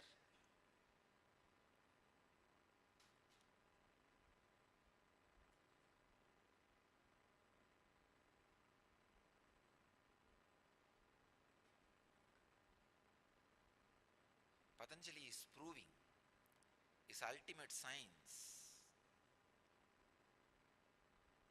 his ultimate technique to the field of economy, through the sutra. When you don't hold, when you feel the truth of non-stealing, suddenly, first thing, so much wealth is available.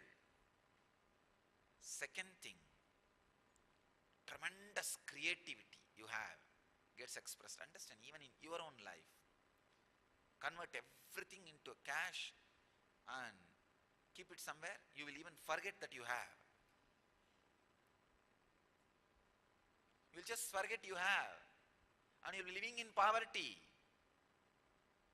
For example, if you have in the bank 10 crore, you do not know what all can be done by 10 crore, and you will be struggling with your day-to-day life for 10,000 rupee.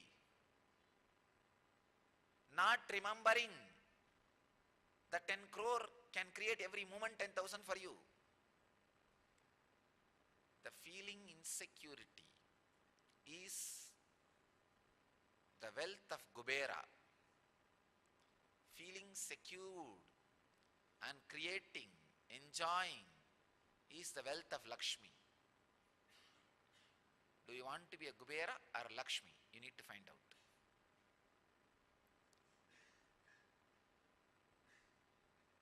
Creating and hoarding.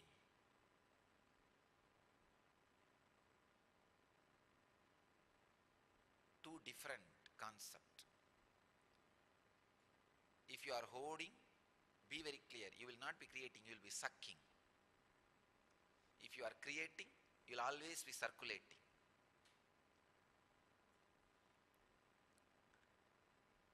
Intellectually, verbally, this sutra cannot be completely understood. But I will create a model community and show to the world, Patanjali is a great economist. And this solution still works. Still works. When you don't hold, two things happens. One, you will know the power of wealth. And second, you will be continuously creating.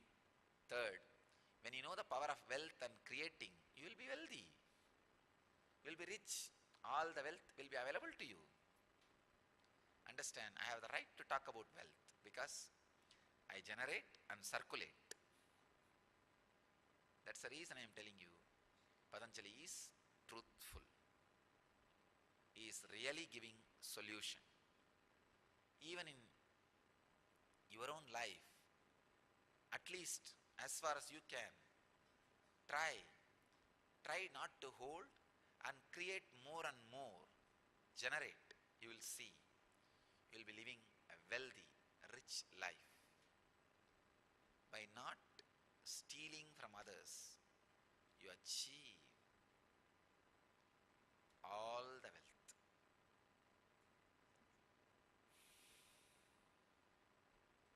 I bless you all to achieve, experience, live, express, radiate and share the eternal bliss. Nityananda. Thank you.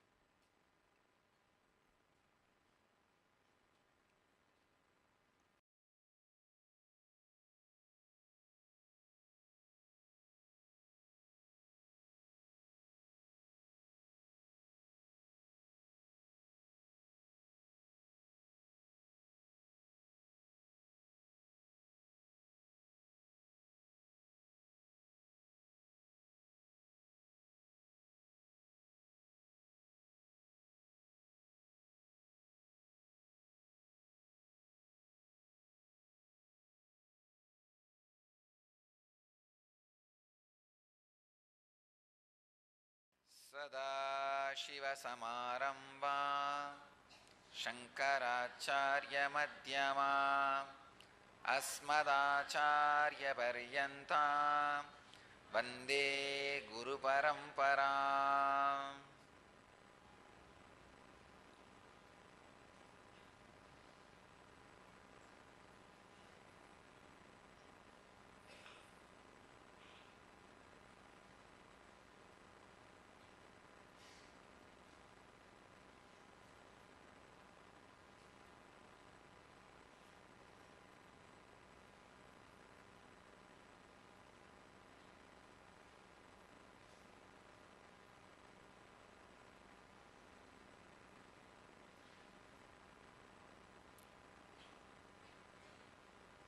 I welcome you all with my love and respects.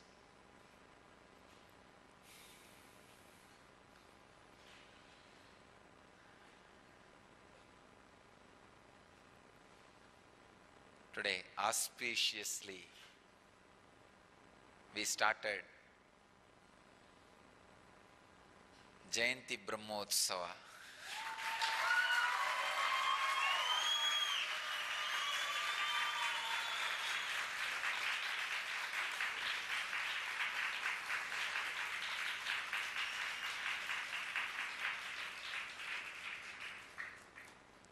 One important thing is, from this year, we are celebrating the Brahmotsava based on the Vedic calendar. That is why the day has come. 20th itself, we have started the Brahmotsava with Dvajarohana, flag hoisting.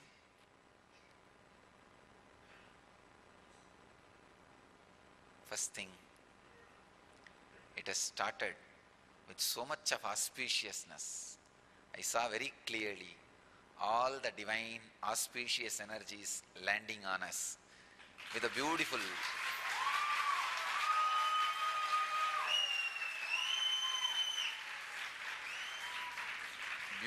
drizzle.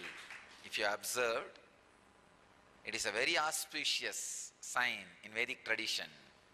The moment I picked up the flag and energized it, invoked, let all the divine auspicious energies express itself here.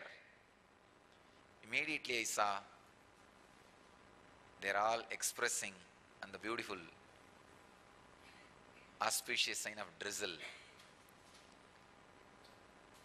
Devatas, gods showered from the sky,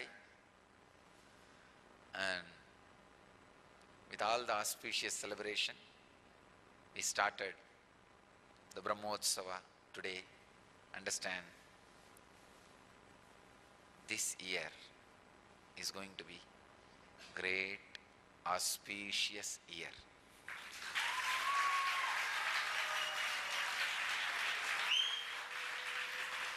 All the negativity is over.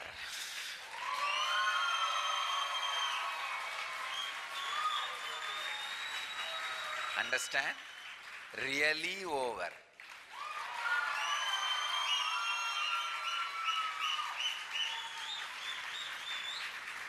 So don't worry, really all the negativity is over.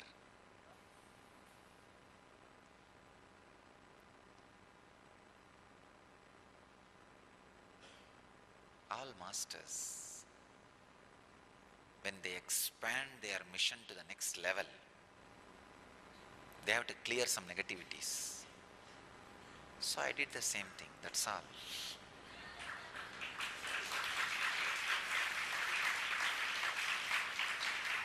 Because I am taking the mission completely to the next level.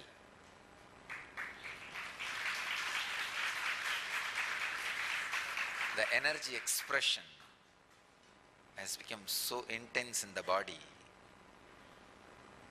Please understand, last year I declared the mission will explode and expand 10 times more. I think now I know it has exploded and expanded 100 times more. Understand, mission is not just the number of temple, number of centers we create. It is actually the amount of energy expresses through the master's body and number of people getting transformed. Just see.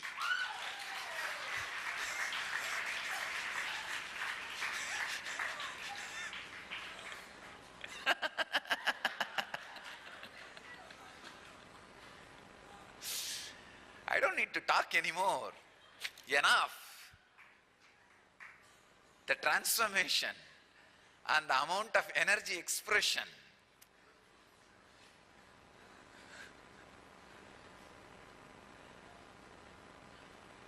That is mission.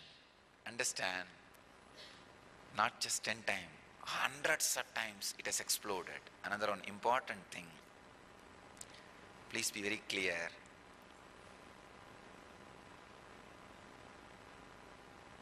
Now I am saying, this year, when I say this year, means this Brahmotsava year, means 2011. This year, not only hundreds of times more energy explosion, hundreds of times more, we will be creating even temples, centers, ashrams, transforming millions of devotees. Above all the so-called bad publicity will completely turn into good publicity.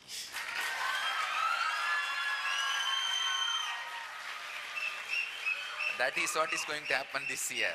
Understand? Straight away, if you do good publicity, people don't listen. People don't pay attention. You can't get their attention. Really, I'm telling you. 7,000 hours I spoke. Who was looking at me? I did not do anything. Somebody produced 7 minutes video. And the whole world is looking at me now.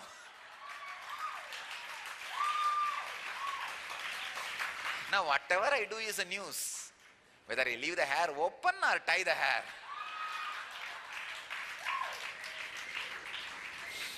Or I put the yellow cloth or red cloth or white cloth or green cloth. Anything I do is news now. Understand?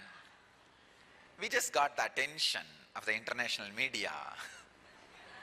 Now we will turn the whole thing positive and tell them exactly what we are doing. And I want all of you to know, media are not bad people. Really, I'm telling you, media are not bad people. We just need to tell them what we are doing, the amount of good things we are doing. We will not only tell them, we will show them.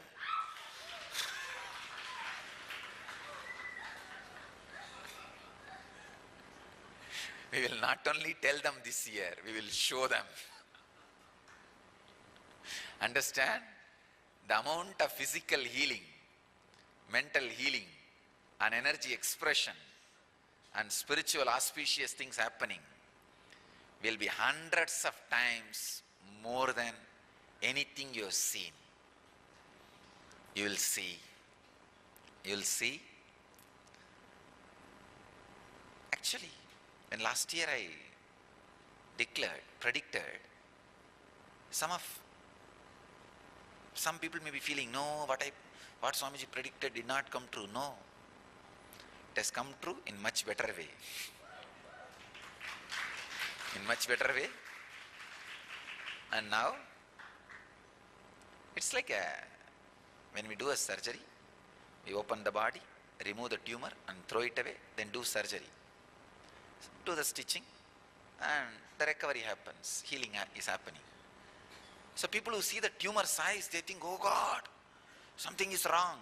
No, we removed it, understand?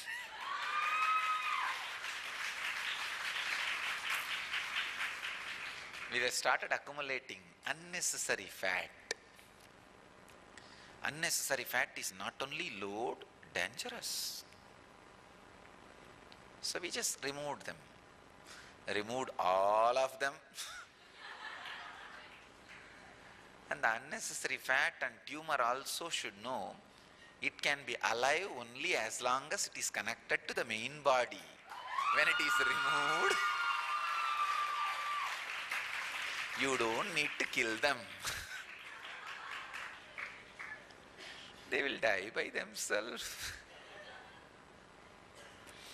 So, understand, it's time we are recovering, recouping and healing. And healing. So, it's time we need to heal. And we are healing. I could see very clearly the intense energy expressing through my body. Please understand, Cosmos is not angry with us. It is celebrating our presence. Only the people who carry negativity in their head and whole body are angry with us. So, of course, their anger is no use and their anger may destroy them, that's all. Nothing else.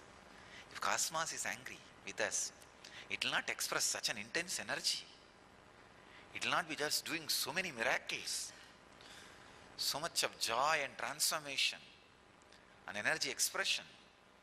This very thing proves cosmos is happy with us, blissful with us, celebrating our presence.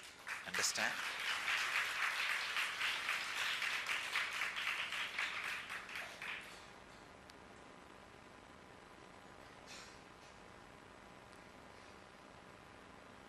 We will continue to radiate auspiciousness.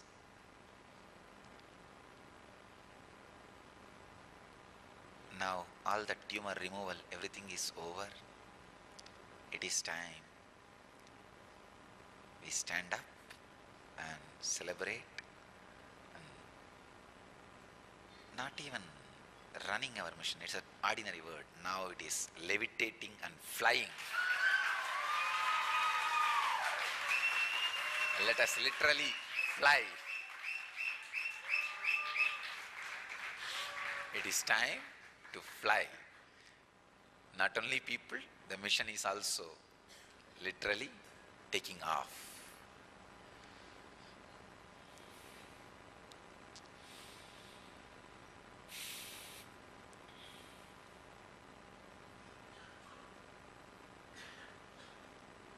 We become strong. Last year, our strength, we proved our strength and integrity. We really become strong. Now only we become real Sangha, understand? Till then, we had many Angas. But we never become Sangha. Now, we have become really a Sangha. So I tell you, Nityananda Sangha starts now.